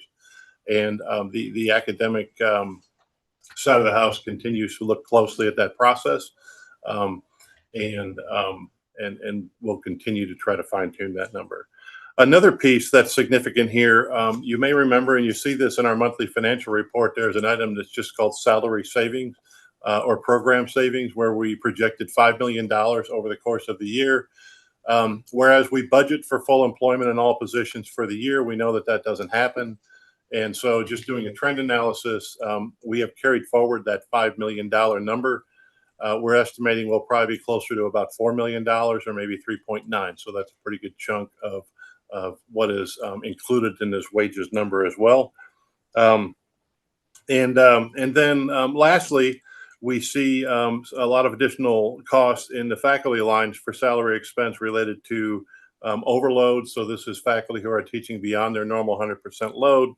And also the adjunct or part-time faculty lines are a little bit higher than anticipated. That is having to do with number of sections being taught and things of that nature. We'll continue to work towards better managing that. In fact, you'll hear a little bit about that tonight. You already have, in fact, related to community ed, but in my colleague, Dr. King's report on community ed, that is one of the areas where we are seeing that there needs to be a little bit better management of the financial side of the house. Moving on to the next slide, benefits expense. Benefits expense is also up about $1.4 million from their projection. Part of this is due to the salary increase, as there's a good portion of benefit expense that relates or correlates directly to each dollar spent on salary, that being the WRS retirement and the FICA tax, of course, piece of that. We're also continuing to see a serious upward trend in healthcare costs, and that has continued to hit us throughout the year.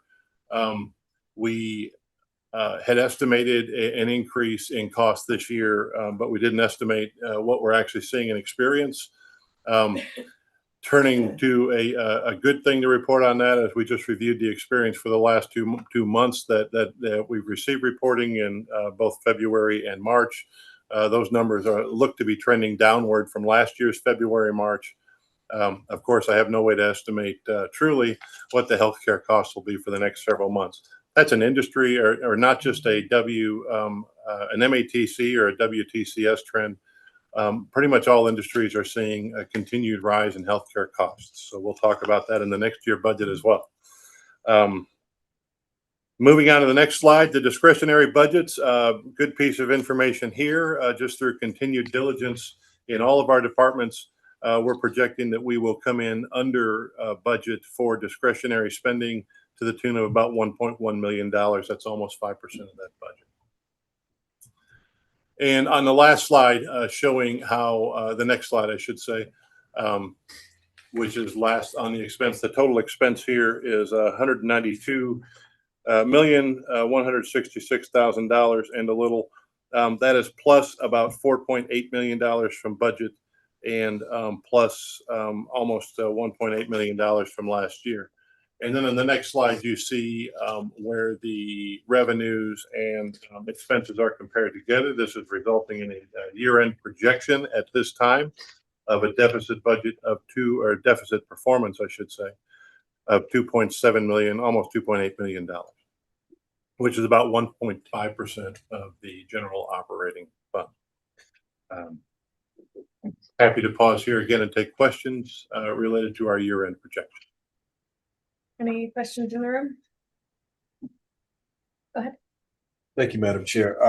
The Zansel discrepancy, is there a way that we can better ensure that we don't have that kind of discrepancy next time? Thank you for the question related to Zansel. So we, again, as we projected these savings for this year, I think we did not, as well as we could have, account for the things that had already been approved for this year. And so faculty were planning those assignments and activities related to those assignments for the summer and the fall.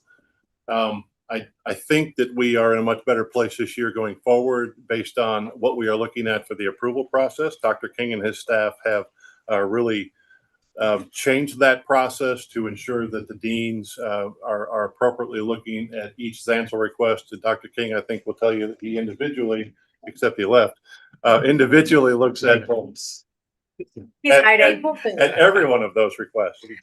So I think there's just a lot better management of that. We have also developed some tools. So there's members of faculty who are working with Eva and the finance team, trying to fine-tune a tool that will help us to better track that as well. Was any of it unforeseeable, or were there any unforeseeable things that we just could not estimate would be factored in? I wouldn't say that we found anything unforeseeable. I think we just missed the mark on the estimate.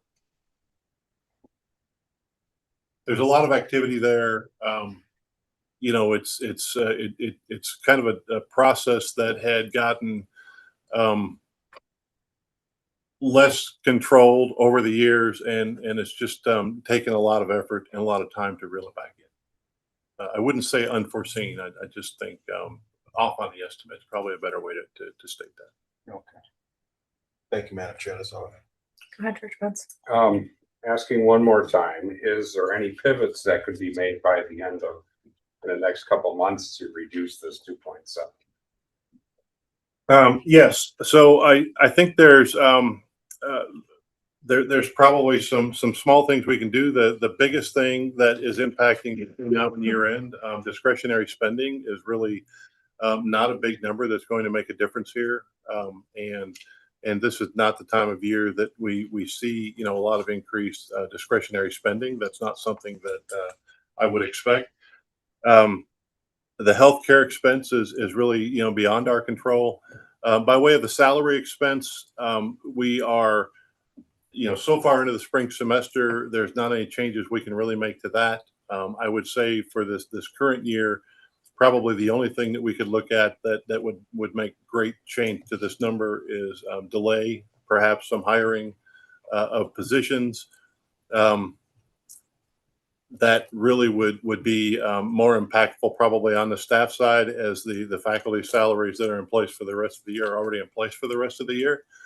And the hiring needs to happen for faculty jobs. This is really kind of the prime time to be doing that for the fall. In fact, it's even a little late for that to be happening. So at this time, I don't have another silver bullet in my arsenal to answer your question. Can you remind me what the discretionary, what's an example of discretionary spending? Sure. Discretionary spending, some examples of that would be a departmental budget that is controlled by a departmental manager. It could be everything from supplies and materials, pens and pencils. It could be things to support student events or to support ongoing activities in an office. It could be conference travel, conference attendance. It could include some software costs that is not being capitalized. Also included in there is our utilities expense, which is another large piece of that we really, at this point in the year, are unable to make a lot of adjustments to.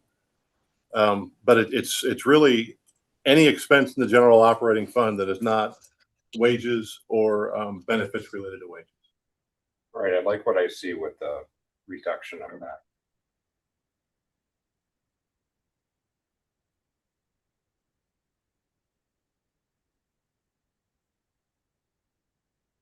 Any additional questions in the room? Any questions online?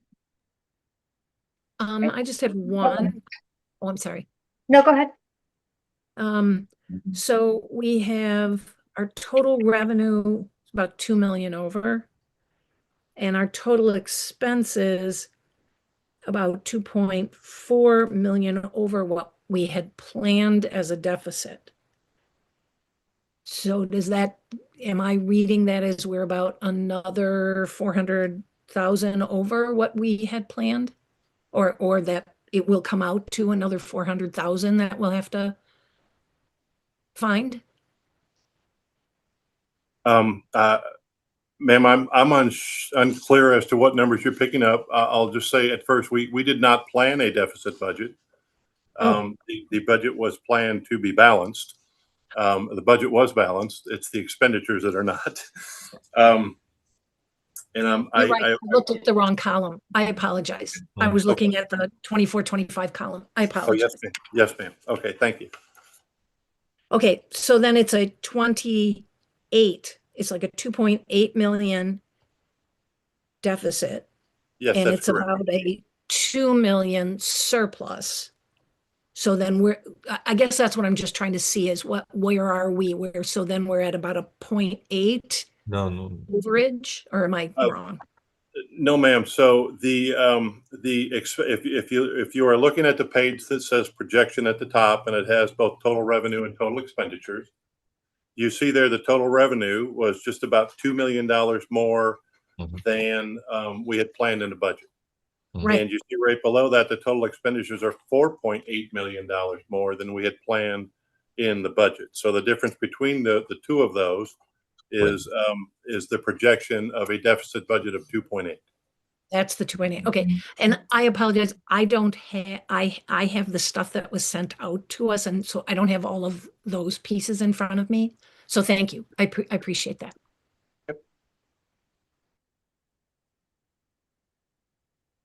Okay. Moving on to the next item in your agenda is the preliminary operating budget for fiscal year 27. And so this is really more meant to kind of preview the budget process that we'll be talking about at each of your meetings for the next couple of months. and share with you some of the assumptions that we have made in our planning for the budget. So on the next slide, as an overview, we present this preliminary budget tonight. We will present a final proposed budget to you at your meeting next month on May 26th.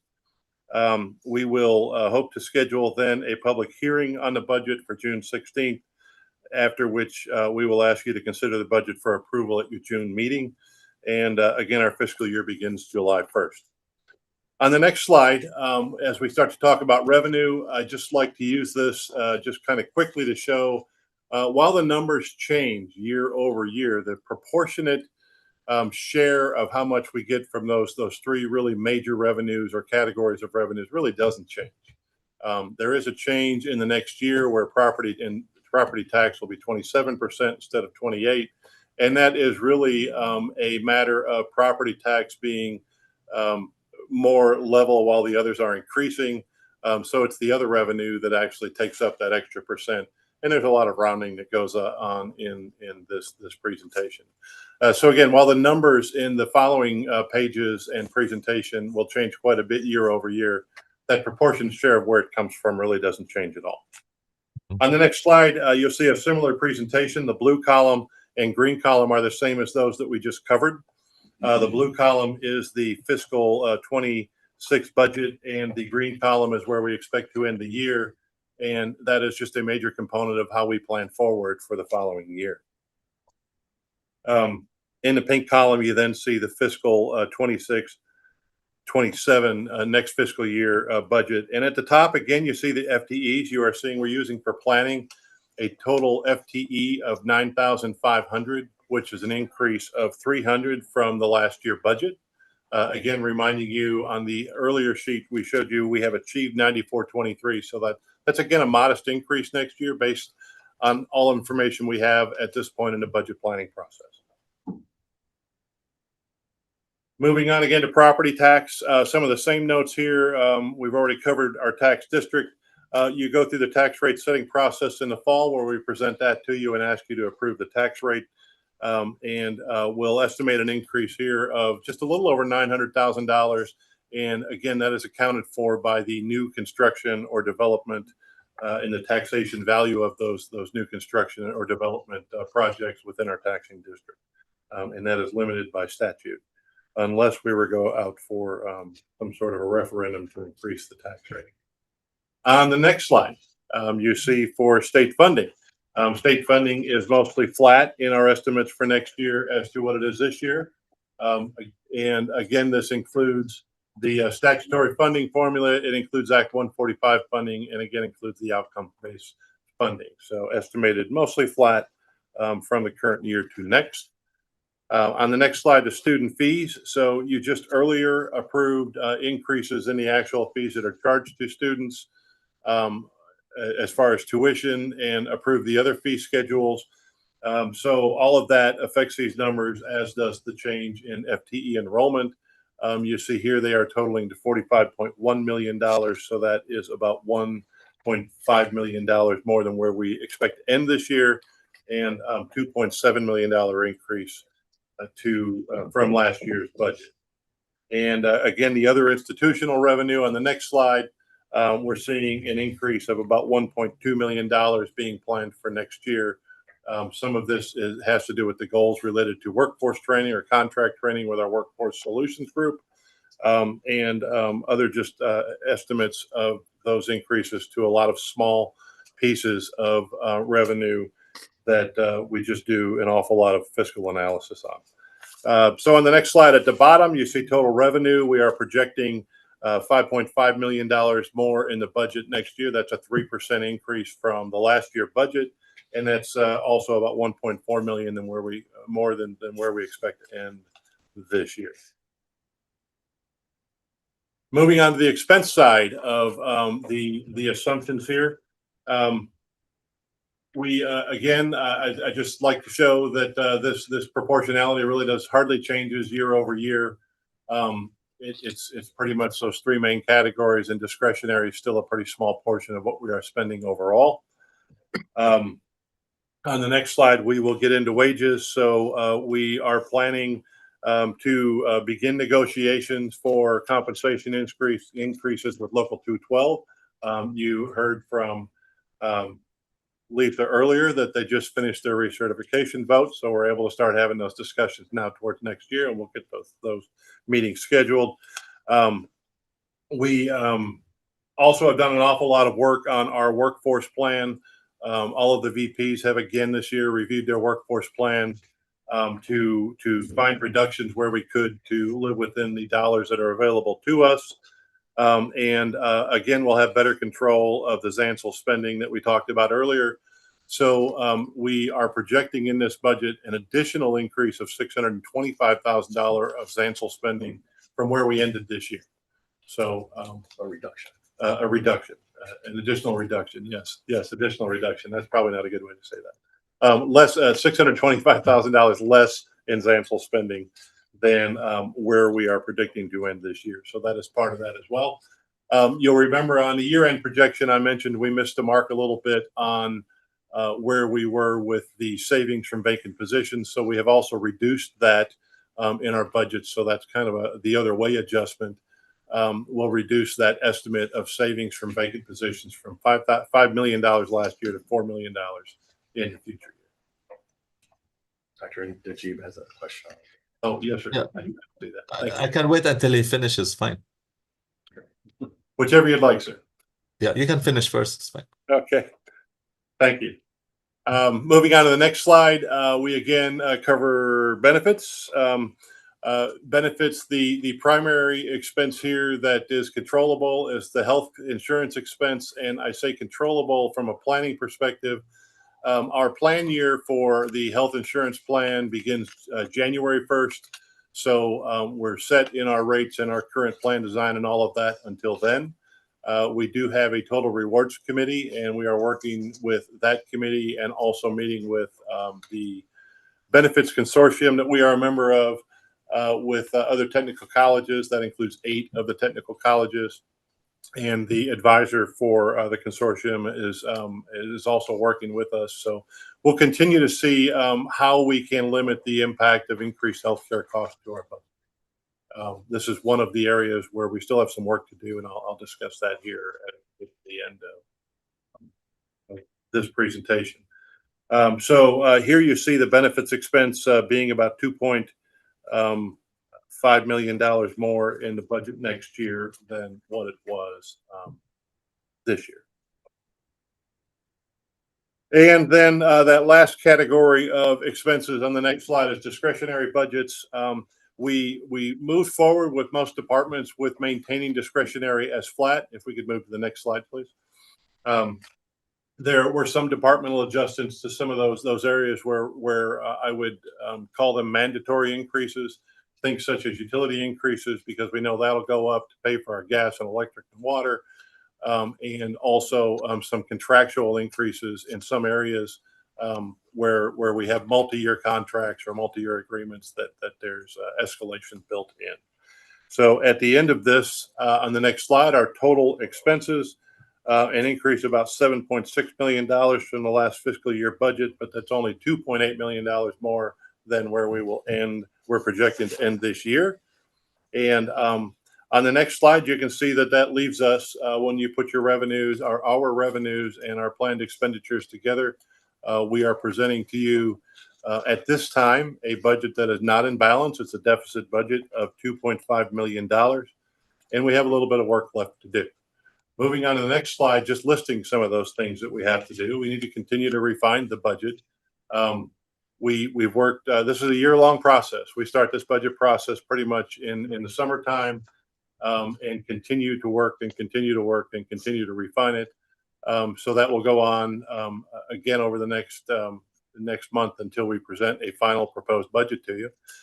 The main category of expense where we can affect change to the budget, of course, is salary and compensation. So continued focus on the workforce rosters and what we are able to do there by way of controlling expenses related to positions. We also need to go through that negotiation related to compensation, and we will eventually hope to have a recommendation to you in your next couple of meetings related to that.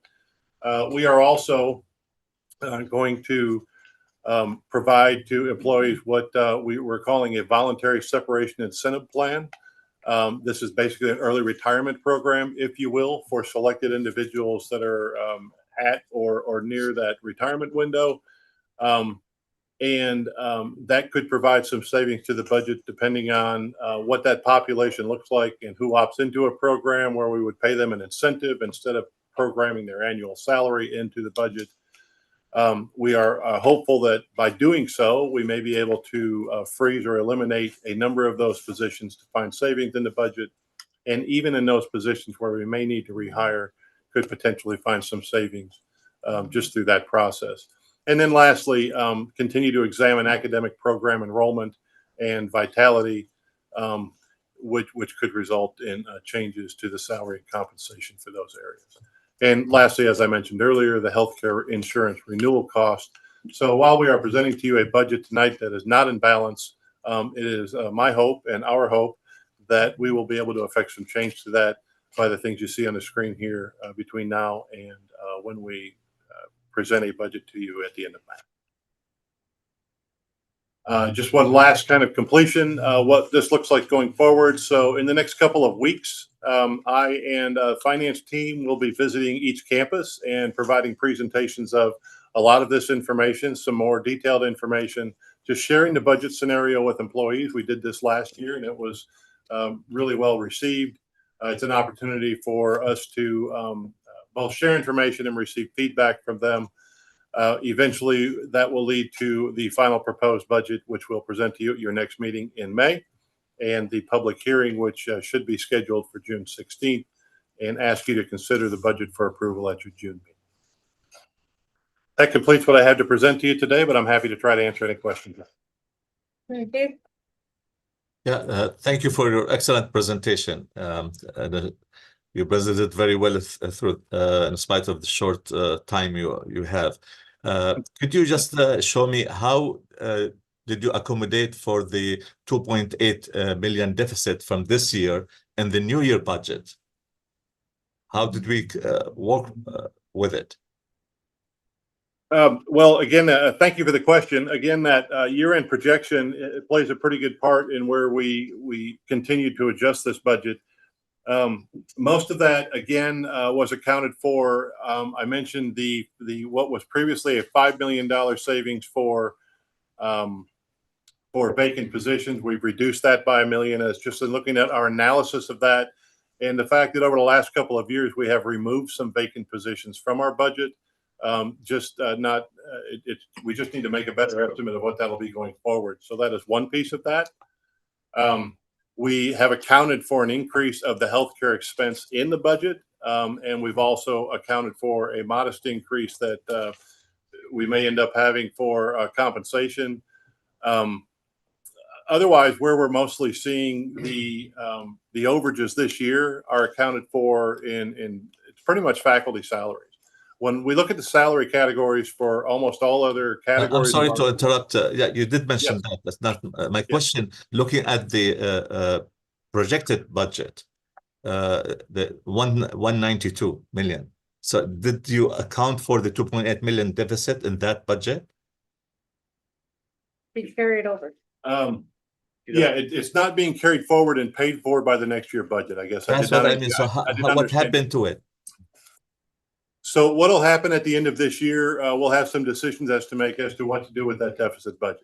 We can either use our general fund reserves to cover that from current assets in our reserves, in which case it would reduce our reserves from what they currently are. So it's not carried over to next year, not carried over to the new budget. That is correct. Yes, that is correct. I didn't see it. Okay. Yes, sir. Okay, thank you. Thank you. I'm sorry, I did not understand your question. I should have clarified. Any other questions in the room? Go ahead. Thanks a lot, Paul. This was really well done. Eva and the A team in finance, excellent work. I agree. I have one clarifying question. So on the budget work left to do, you have healthcare insurance renewal costs, but you won't get the actual renewal costs until later in the year, correct? So is this estimate budget, not the actual dollar? Yes, that is correct. We are presenting, in fact, we have a meeting this week with our Total Rewards Committee. And I think what we want to do is discuss with them, begin discussing changes which may be proposed through that process in the fall. Okay. And start communicating with employees on that now. And getting some feedback from employees and continuing to work with our consultants and looking at the numbers between now and then. But the official rates, as you mentioned, you're correct. We will not see those official rates until next year. Okay, thank you. Yes. Just wanted to clarify expectations. Thank you. All right, thank you so much. And next we have capital remodeling. So we should have Chris Johnson. And I believe we had a presentation. Thank you, Paul. We had a presentation that outlined. Good evening. Hi. Chris Johnson, Director of Facilities Planning, Sustainability, and Construction here at the college. I'm here to answer any questions about the recommendations we're making for capital projects for fiscal year 27. Okay, so I will start in the room. Are there any questions for Chris on from the directors in the room? Any questions from the directors online? So the new athletic facility we are building is included in that category? That's not being funded through the Not through capital projects funding, no. I'll just add by way of answering that question, and thank you for that question. The athletic, the field house will be a leased facility. And so all of the build out costs are being paid for by the developer. And then we will pay through the course of the tenant improvements that are part of the lease cost going forward. So it's not being covered by our capital improvement process or our capital improvement debt, which we issue. It'll be an operating cost over the next several years. Thank you. Go ahead. In the long list of categories, are there expenditures on the capital budget that are intended primarily to reduce operating costs in some way? For example, heating, HVAC, insulating, new windows, that sort of thing. Yes, we have a master energy reduction plan that we've been working through for several years. And every project we implement takes those things into consideration, and we take advantage of those when we can. Okay. Does this capital budget result in some quantifiable reduction in operating costs over a shorter or longer period of time? That would take quite a bit of analysis. At real math. Okay, so you don't have that now. I don't have that now. Thank you. We could do it project by project, on some of the projects we've implemented already, but at this point, probably it would be very speculative. So. Right, thanks. Any other questions in the room? Any questions online? This isn't so much a question as one more time. Thank you for a very comprehensive review that you gave us. You're welcome. All right, thank you so much. All right, our next agenda item is the community education update. So we have Dr. King.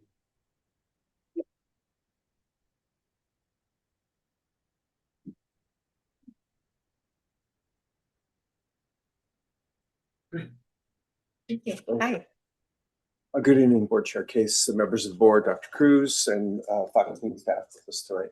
Thank you for the opportunity to bring forward this presentation. I want to comment first, as we had quite a lengthy commentary this evening prior to this, that it is a very impassioned group of people around a very important topic. So our presentation presents a lot of numbers and facts, but I don't want to discount, people's passion about their work and their experience of ComEd here, both current and in the past. So just as a level of awareness. Ready to go? Yes, I am. Okay. With me tonight is Amy Shields. She's currently Associate Dean for Community Education, been in the role the last couple months since last Yeah, end summer. of November. Dr. Gomez is out on leave this week, so otherwise she would be with me this evening. Okay. We're here to present to you kind of in three phases. It'll be up on the screen as well. Where we've been in the past, what brought to you before was what we've done with the CEAP committee, which is the action committee in the past, what it was, what we've addressed, some of the statistics around current enrollment, and then some of the current issues that are currently arising. Okay. Next slide. So just up in front of us is in the 23-24 year, which is one of the year I came, 2023, but prior to me even being here in July of that year, community education, there had been some concerns that were raised. And as a part of that process, then a work group was formed that was called CEAP. And they were looking at overall the comprehensive program ESL, GED, HSED. And there were overall set of topics, topical areas that were reviewed, commented on, and updated. Those were brought to you as a comment came to you. The work group was formed, and then there were subsequent presentations that ensued over the course of the next year. And that space, the CEAP process and space, became an opportunity for stakeholders to come together. There were regular in-person meetings that were held as a development of the plan, and then the throughput of that plan through that prior in the spring of 23 through the year of 23-24. I presented to you on a monthly basis, and indeed in May, I believe, of 2024, provided almost a conclusion report of here's where we were with CAP, and indicated that we would be concluding the reports and operationalizing the work. So that's what had happened at the time.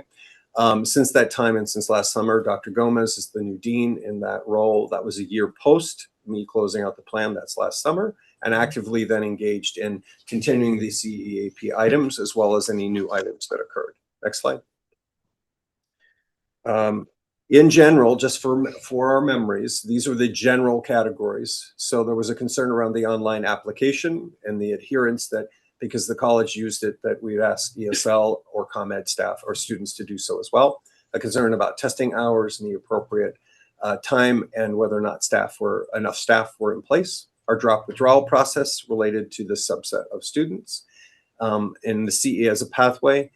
This is more as a matter of pathway processes, resources, organization, structure, and then the appropriate leadership and title of those persons, like who was in charge and the number of faculty leads, questions like that. For marketing and recruitment, it was really around addressing strategies to improve communication through website or other marketing materials. At the very top right, centralized student support. There was quite a few conversations, comments made about a lot of navigation of multiple buildings, systems, offices, and not necessarily centralized spaces for students, naming conventions, any structures that students could call out, like our pathways. It's almost like we did pathways, but we forgot ComEd. The faculty and staff categories were really, we had shortages in faculty, we had shortages in staff. What were we going to do? And then finally, there was some concern about whether or not we had transitions. So it wasn't just about community education, and in particular ESL or ELL, excuse me, but for both programs were there opportunities for students to transition to pathways as well, not just finish, but transition to our 7 academic pathways. As we move into this slide, then, and it was going to be me, right? No, I can do it. Okay, so I'm going to have Amy cover address to date. Yes, thank you, Chairperson Case, President Cruz, and Board of Directors. So I am talking about what we have done to date. And so we see there on the left top, so the administrative challenges, we have now a drop withdrawal process adjusted. We have reports that we pull from IR to make sure that we're always monitoring enrollment, looking at students that don't come at all over certain sets of weeks, drop them, which then allows us to open up spots for new students. I've also worked directly with the testing office to create office testing hours so the students can sign up for pre and post testing. And that's actually underway. We just got finished with that this month. Students will test probably through at least another week or so. We do have deans and the dean and associate dean roles now as CE as a pathway. So we're moving along with administration, staff positions at all the hubs. This has also helped taking the burden off the instructors, as they were the ones doing a lot of this work when it came to registration and working directly with students. We now have hub support at every campus. So we're making sure that all students are getting this support at every campus. And so this has created efficiencies as well. For our faculty and staff shortages, we were able to swap 4 full-time positions from the grant over to the general fund. We did that same with 4 staff positions from grant to the general fund as well. And we have been working with marketing and recruitment. We have an entire website was kind of rebuilt, recreated. We also have a recruiter assigned to our GED and ESL. We also have faculty who are always actively recruiting. And then our own pathway plan as well. We see here we have realigned the focus of community ed advisors and added a 1.5 to focus on transitions. And at the very top right too, we'd also comment that again, as a reminder, hubs, you were presented with this. Hubs were created at every site and Walker's is its own hub. I think you had that presentation from Dean Berg last year. So then the next slide. So this allows you to see the overall enrollment over time. And so this is the whole pathway. With the blue is the total capacity of all sections added together. The red is the actual students enrolled. You can see a fairly consistent maximum enrollment through the last number of semesters. I did want to point out last fall, though, we unfortunately had the lowest enrollment we've seen in the last 3 years. Just wanted to throw that in there for awareness. Next slide, please. So I transitioned into community ed from the manager of scheduling here at MATC for 5 years. In that role, I helped onboard AdAstra, which is a smart scheduling software that aids in institutional efficiency and keeps student success as its focus in anything scheduling. So one main data point that was built into the software is the way that a goal is that every section should get to an 85% fill rate. And so I use that as a lens when I built this slide. So the numbers in the blue bars are the total percentage of students in each semester. So last fall, the fill rate was 61%. So we kind of see we've been falling short of that 85. And then the next slide, which goes back to Dr. King. And in the next slide, just for awareness and as an update, you know, and Paul earlier in his update commented a little bit about, you know, trying to manage enrollment and manage number of sections per appropriately that you build as a relationship to enrollment, right? And one of the key things to note here is if you look again on the right side, and you'll see fall 2025, 3 in, and then the very far right, fall 2026. And the blue again is the planned number of seats in the total sections, and the red being the total enrollment.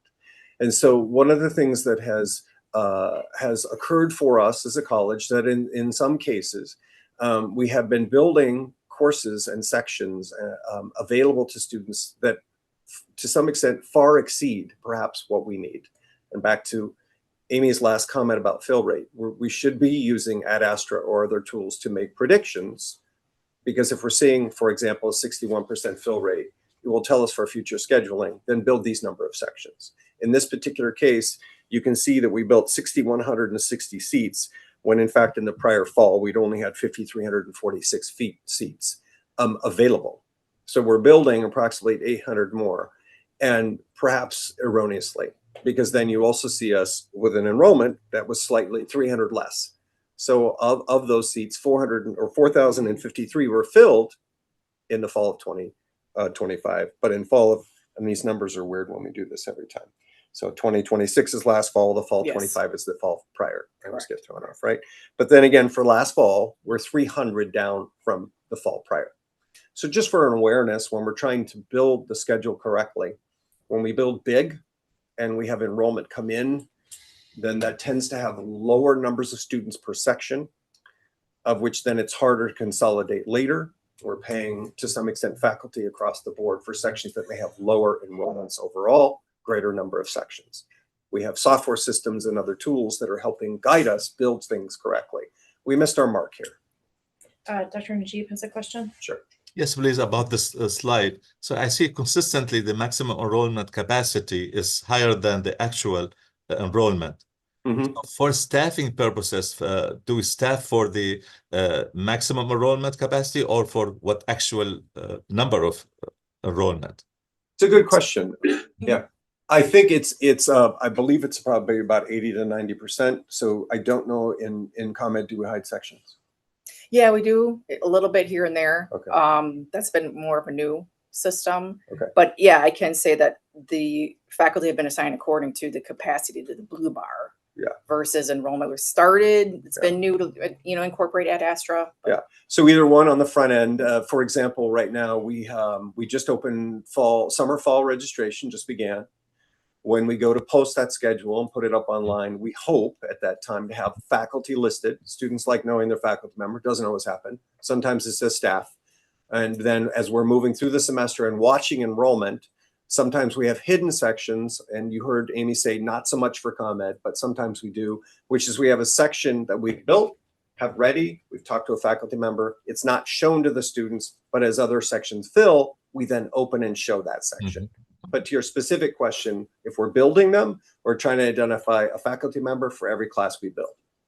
So that we know, oh, by the way, we have to add it. Yes, we have a person to put on the class. Fair? You're right. Exactly. Okay. I'm sorry. As long as we stop for a minute, may I ask a question about this as well? Yep, go ahead. We have heard in the past what happens when we, sometimes I understand this, let's consolidate some of these courses because we have, we're overstaffed for the number of students. But we have heard about the difficulty that particularly community ed students have, when we close certain sections because they may be working or have childcare issues or whatever, and being able to get to the timing of the section that is now open becomes difficult. How do those kind of decisions figure into our planning here? You know as much about that as you do. Yeah, and a lot of that has been maintained a lot by the faculty until, now that we have our hubs. The faculty leads, instructional chairs. And so we now have the hubs in place to directly work with the students as well and to kind of get this information and to find out what the demands are. We do try to guess to our best ability to build those sections that do work with the students. So that's something that's probably a work in progress. That's something that could, And so that's a statement as a planning perspective, I think. Yeah. Director Baker, I think your question is more a matter of once the class has begun, right? And then what do we do if we have to cancel? Is that? Both sides are, it is part of the planning process so that you build in. So if we're going to have to shut some sections and consolidate some sections, how do we accommodate students who may only be taking one class, two class, because that's when they can take them? Yeah, right.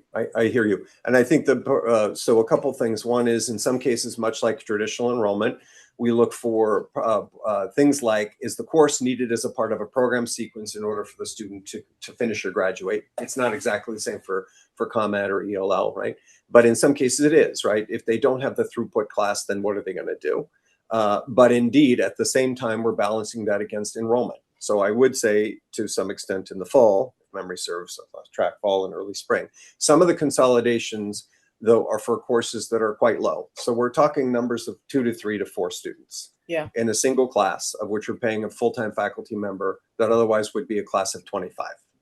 So there's an impact. We understand that. But in our own appendix, we also call out the fact that we can do independent study, Sadiq, up to 6. So independent study is up to 3. So we have a different formula and a different process if we only have 3 students in a class, right?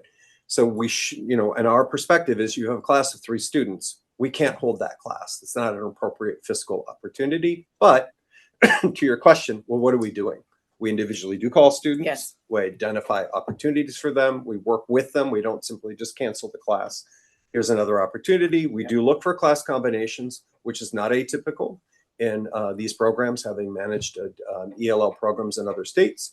In small programs, you look for combinations of levels. That is something that we've also done. I think some of you have heard about that. Did I answer your question, Director Baker? I think so. So I've noticed over the past 5 years, you keep building higher numbers than what we are actually enrolling. You're missing the mark by at least 1,000, if not more. Yes. And based on that, you're doing the classes, you're scheduling the classes and the sessions. Why don't you lower that number? Why do you continue to build so big when you're seeing that the trend is not there? Yeah, there has not been a strong section or enrollment oversight. And so that is something Dr. Gomez has taken seriously and in her new role and is looking at that. You said her new role? Did you say her Over new the, role? like, yeah, over about a year, right? In it. As she transitions, she As she- moves from dual enrollment to combat. Yeah. Yeah, I mean, that's huge. I mean, and even going into the fall of 2026, I don't know why you will double the numbers if you see that enrollment is going down. Correct. What is the scope, just as general information, what is the scope of how many instructors do you have for this? Approximately 40 full-time right now. Yeah. Sorry, Across all I didn't get ComEd. that count. Yeah, that's all of ComEd. And then part-time. 23 full-time for ESL.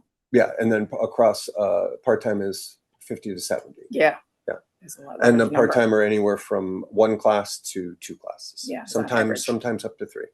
They vary. Yeah. So those classes that you only have a couple of students, 3 to 5, and you have to cancel them, there's no way for you to combine them and offer an online session or hybrid? Oh, or we've offered other sections of this exact same class that may be either a different day or time that could pose a problem, or correct if there's an online version, or we can offer another campus. The beauty, especially for ESL, is that we're everywhere. So we're at all the 5 campuses as well as CBOs. So there are options. And so then our hub team does work with them, call them out directly and say, Perhaps there are too many options, and that's causing the problem, I'm sorry. So right? that's right. What'd you I'm say? sorry. I said perhaps there are too many options, and that's what's causing the problem. Sir. Something else that could be hidden in these numbers, it could be that the same classes or same group of classes are consistently overbuilt, whereas others are underbuilt or pretty much on point, and you would get a pattern that looks like this.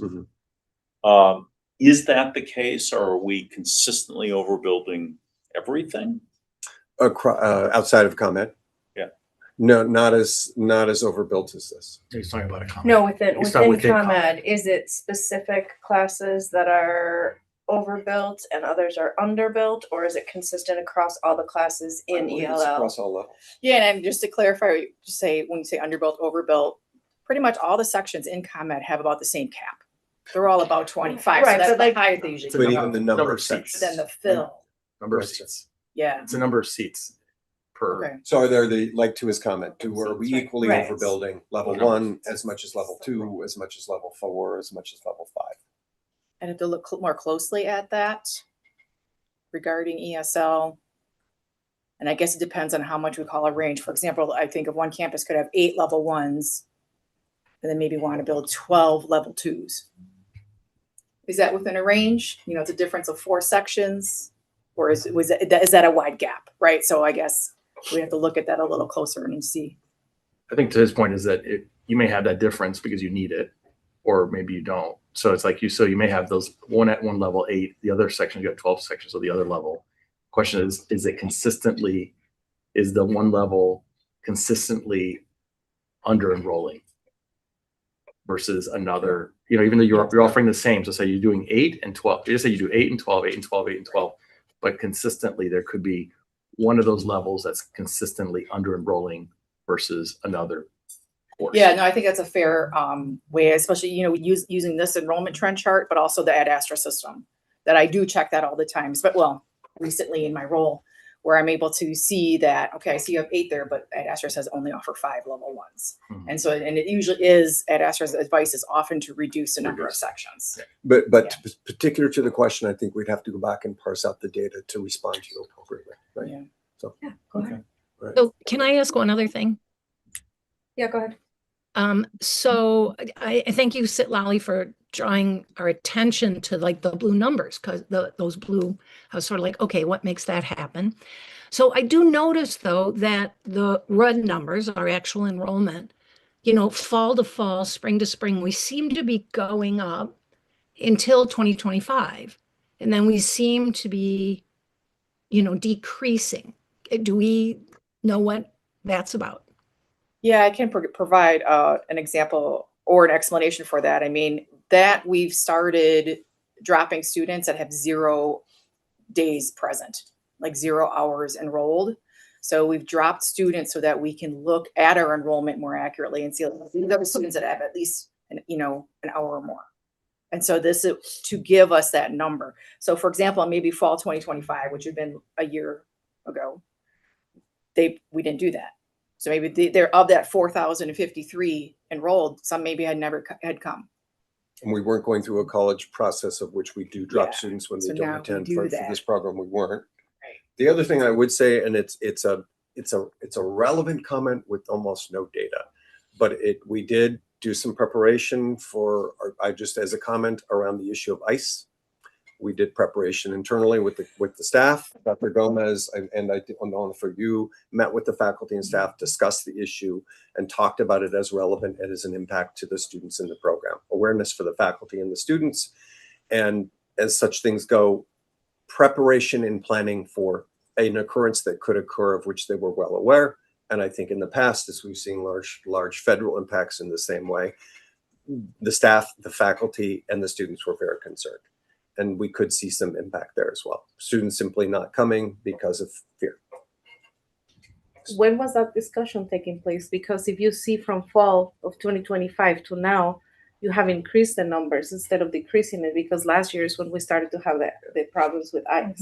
From a planning perspective. Right. When did that planning perspective took place? So the statement I just made, that was a conversation we had with the staff in the fall. This past fall? Yeah. But then you still plan. You still plan for 61, But 60. again, and when we do the planning, like perhaps erroneously, that plan is built a year prior. Now we adjust it, but it starts a year out. I'm going to pause. Dr. Najib has a question. Yeah, the reason I asked the question because I see it consistently the maximum capacity higher than the enrollment. So there's a huge opportunity for saving if we really plan correctly. The staff salary is high percentage. So I think this need to be studied further and researched and see, rather than, for example, staffing up to 80% of the maximum capacity, maybe we can staff it for 75%. And I'm sure you will get to a lot more saving, because this is wasted really money, not benefiting the student not coming to those classes. So I think we need more looking into that issue. Did you?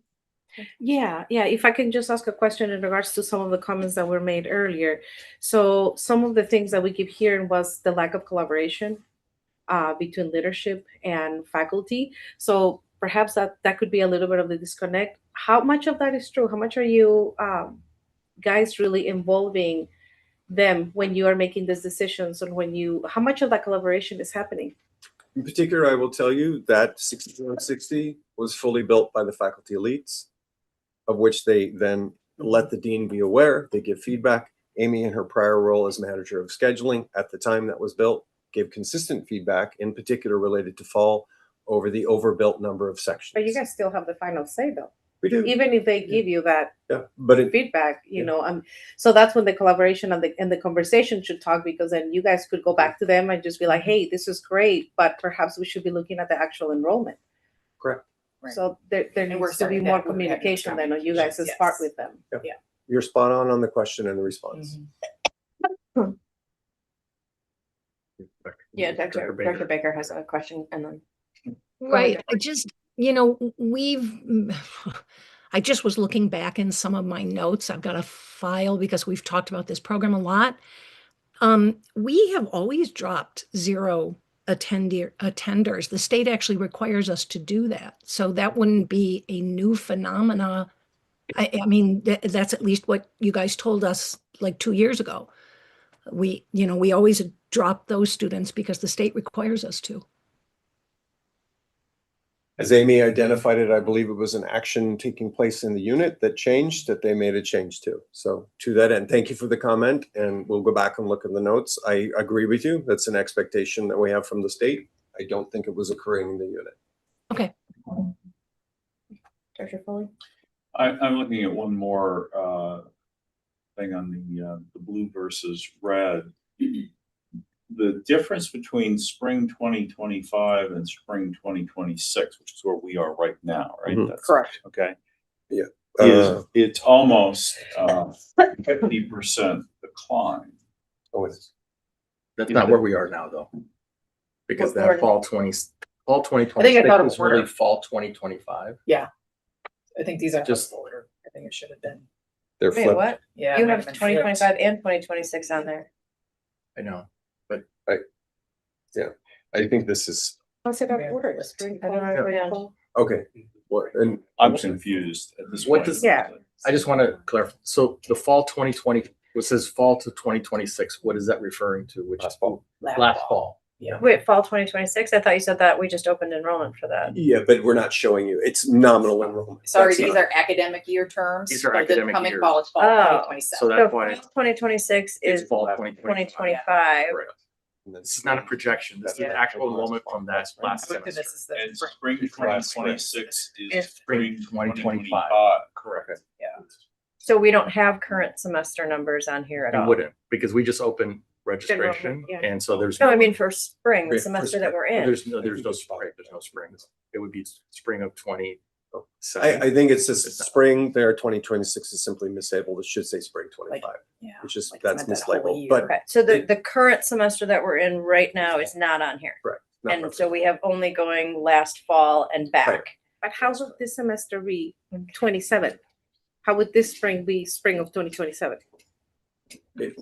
The chart could have picked up the fiscal year and like calling all of this year 2027. I don't know. That might have been what happened here. But we're in the 2025, 2026 Correct. fiscal year, Cycle, and yeah. we're So that- entering into 2026, 2027.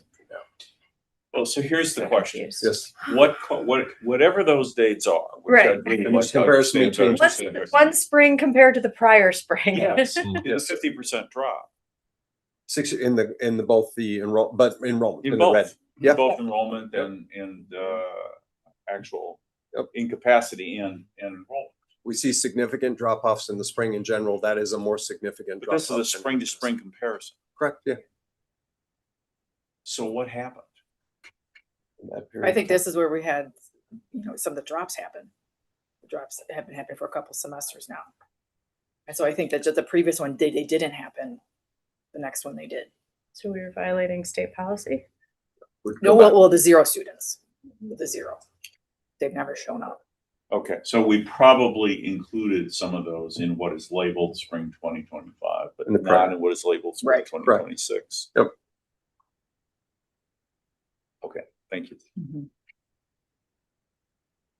And I would say in that prior year, I think it was still here, we had seen, this is when I was finishing presentations, continued growing enrollment over time. You kept hearing that as people were coming to the board, right? We were looking at some of our highest numbers of CE enrollments up to that point as well, in terms of the growth. One last point I'd like to add as well to the blue bar is around probably where you can start seeing it kind of go up, whether it was in the ComEd one as well as the ELL one, is that the capacities on classes closer to the pandemic were around 20.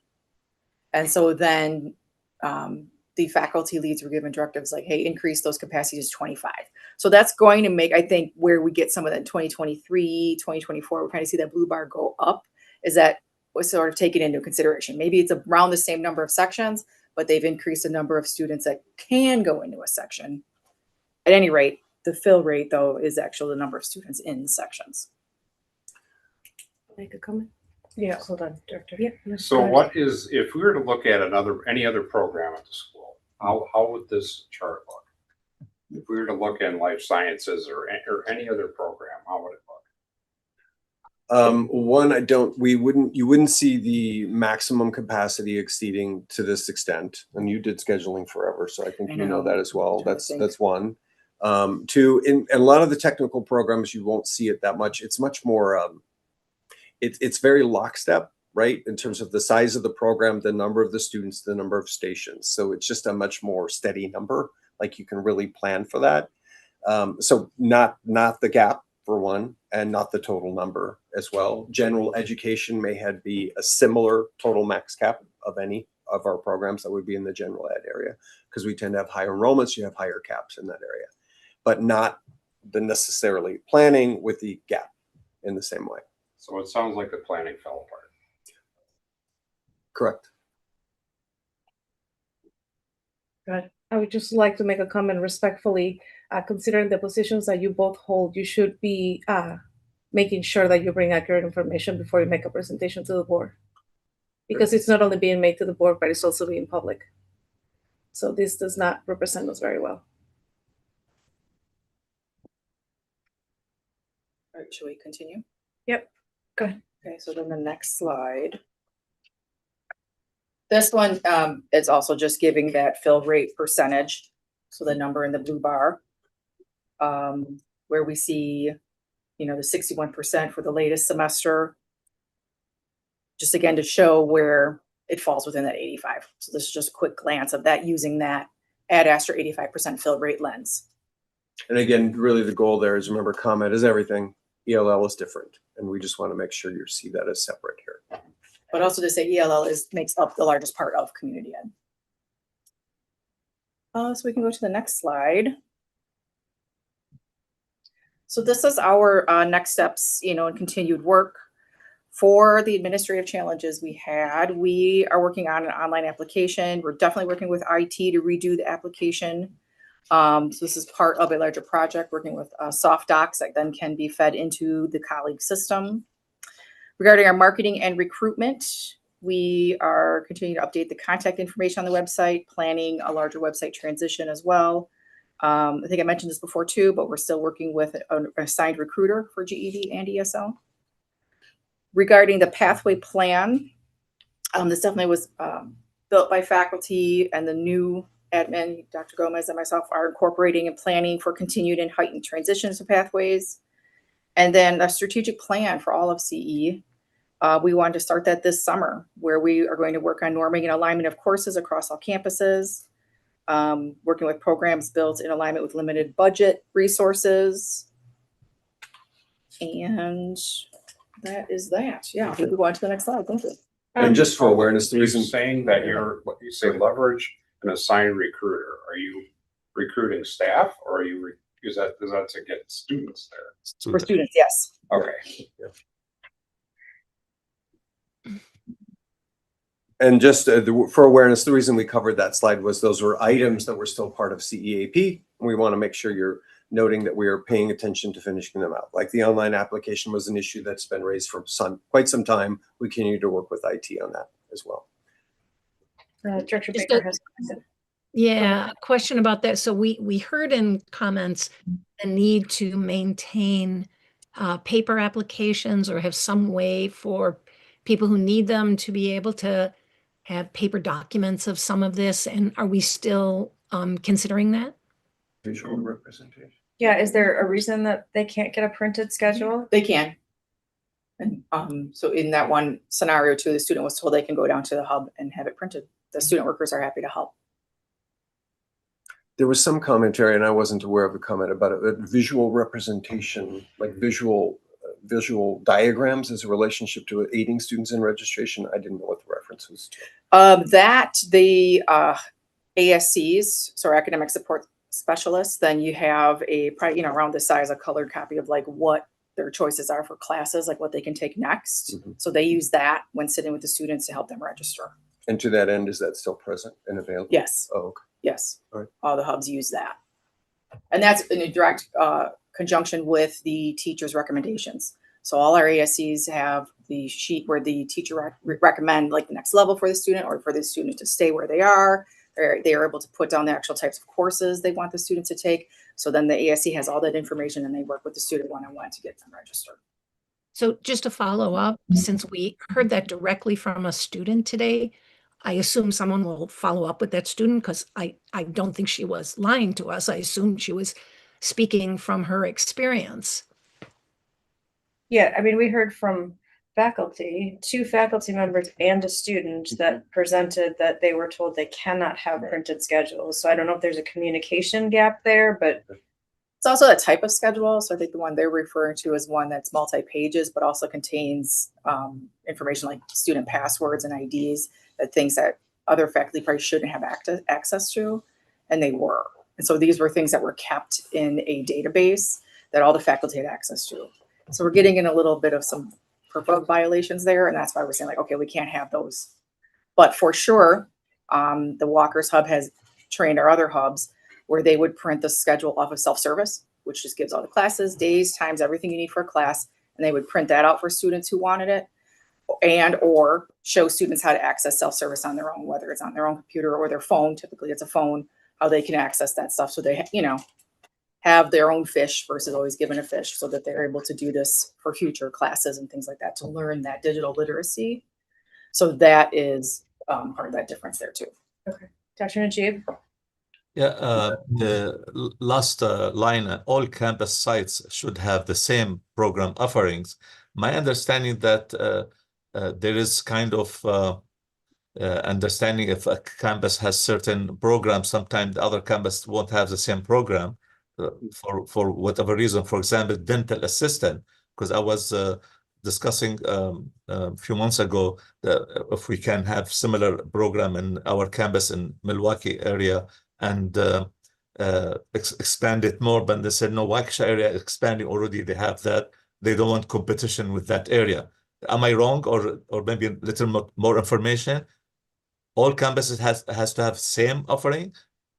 Can I respond? Mm-hmm. Not necessarily, but as it relates to your broader question is if memory serves her is as a relationship to larger programs, and to some extent you're right. Like we do and don't have programs at certain sites. Yeah. However, for this program, and I was going to walk through the rest of these slides, the ELL and the ComEd programs they're one MATC program.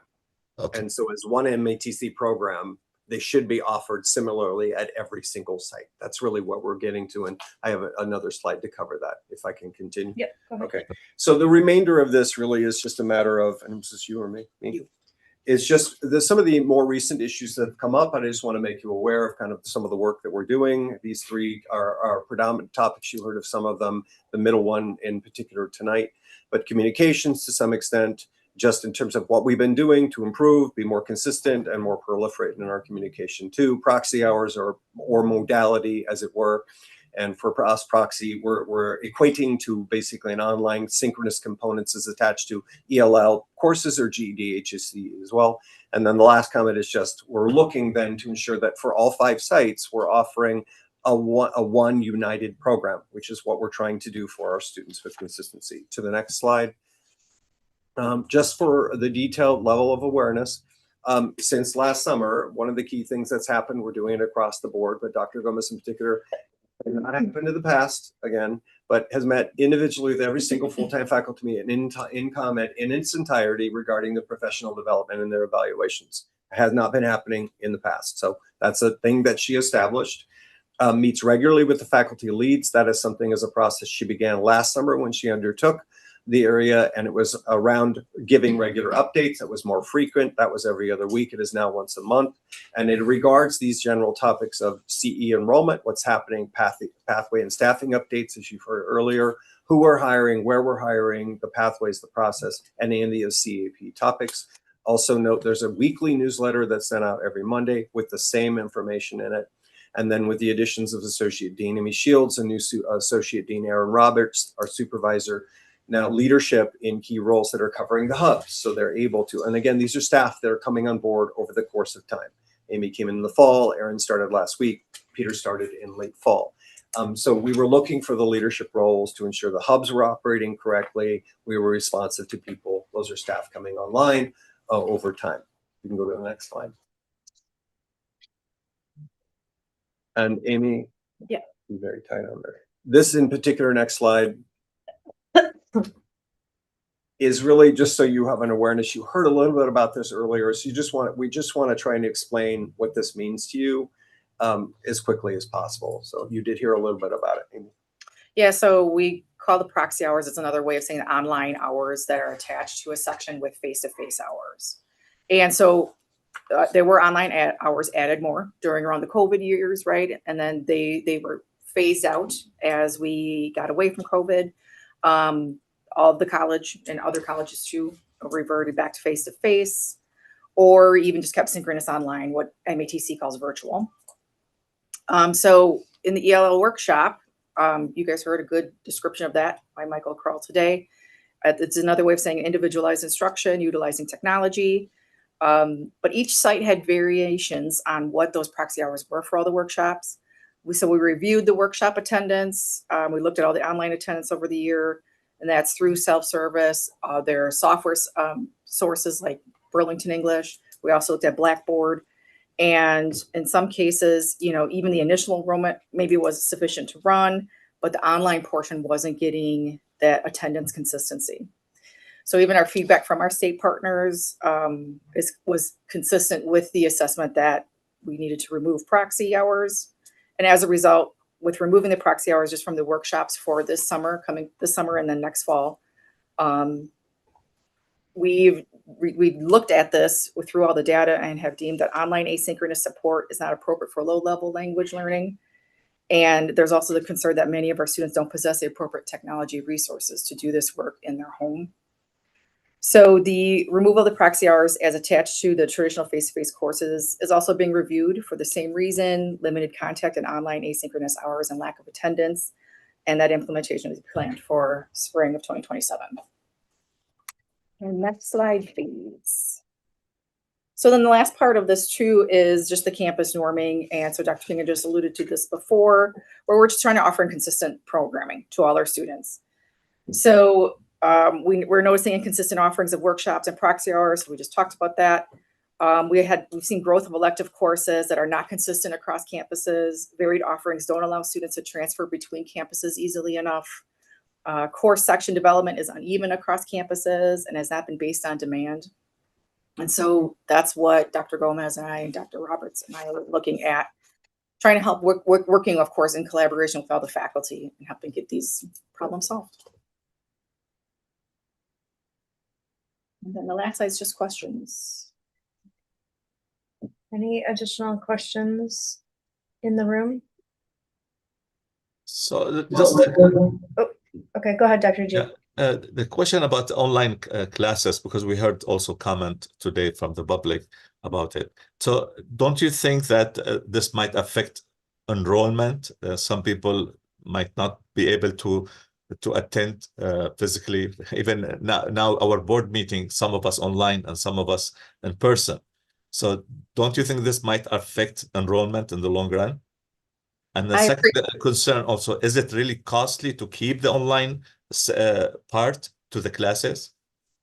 I appreciated that comment, and I immediately thought of our high flex modality, that we can build face-to-face courses with the option of a high flex, which means the student can stay home and take the class virtually at that same time. And then the third option is the class is always recorded, and then the student can watch it asynchronously on their own. So that sounds like a perfect solution to that concern. Thank you. But instead, what we're also seeing in some cases with proxy is you have a traditional face-to-face class. Let's say it's for 2 hours of content, right? Face-to-face, let's say as an example. And the unevenness is in some cases we'd had additional 1 hour of course online proxy asynchronous, or in some cases 2, in some cases 3, in some cases 4, fully online asynchronous. So I think you need to define asynchronous versus synchronous, because I think, and we talked about virtual and asynchronous, and what that means, because I think the flexibility is we want students to have a virtual option, but a virtual option doesn't necessarily mean asynchronous. Correct. And for us, asynchronous simply means it isn't they are not connecting specifically to an instructor in the moment of going online. They go online, they can look at material, and it is not synchronous with the faculty member or other students in any way. So it's basically going online, it's self-study. Now, faculty member can respond to you, but it doesn't have to be at the same time. And we do build asynchronous online for our traditional programs as well. It is offered, so it is part of our course offerings. But the inconsistency then is adding, so to the question, it's not just about, as Amy commented, you could offer a 2 or 3 credit course, high flex to what she said. And if a student needs it virtual, high flex means the student gets to choose. The faculty members in the room, they can either come or they could be online. That's an option, right? What we're talking about is adding additional hours to the class, of which we're monitoring and looking at and saying, then when looking at it, we're not even seeing attendance in those online courses. So they're not even, we're questioning the validity, I'd say this, online asynchronous contact time with no individual synchronously and low level is very complicated, right? I don't know a language. It's level 1. I'm going online, interacting with no one to learn a language, right? And then we're adding more and more of it. So to your question, could we do virtual? Yes, through other mediums, perhaps not through adding additional asynchronous hours. Thank you. Did you have a question? I'm just wondering if you have a timeline or to create a timeline and your expectations with regard to when these open items you've identified be addressed. Not when you'll be working on them, but when you expect to be done revising them, fixing them, whatever you want to call it. And predominantly that would be probably our enrollment planned courses, proxy hours. Yeah, that's immediate.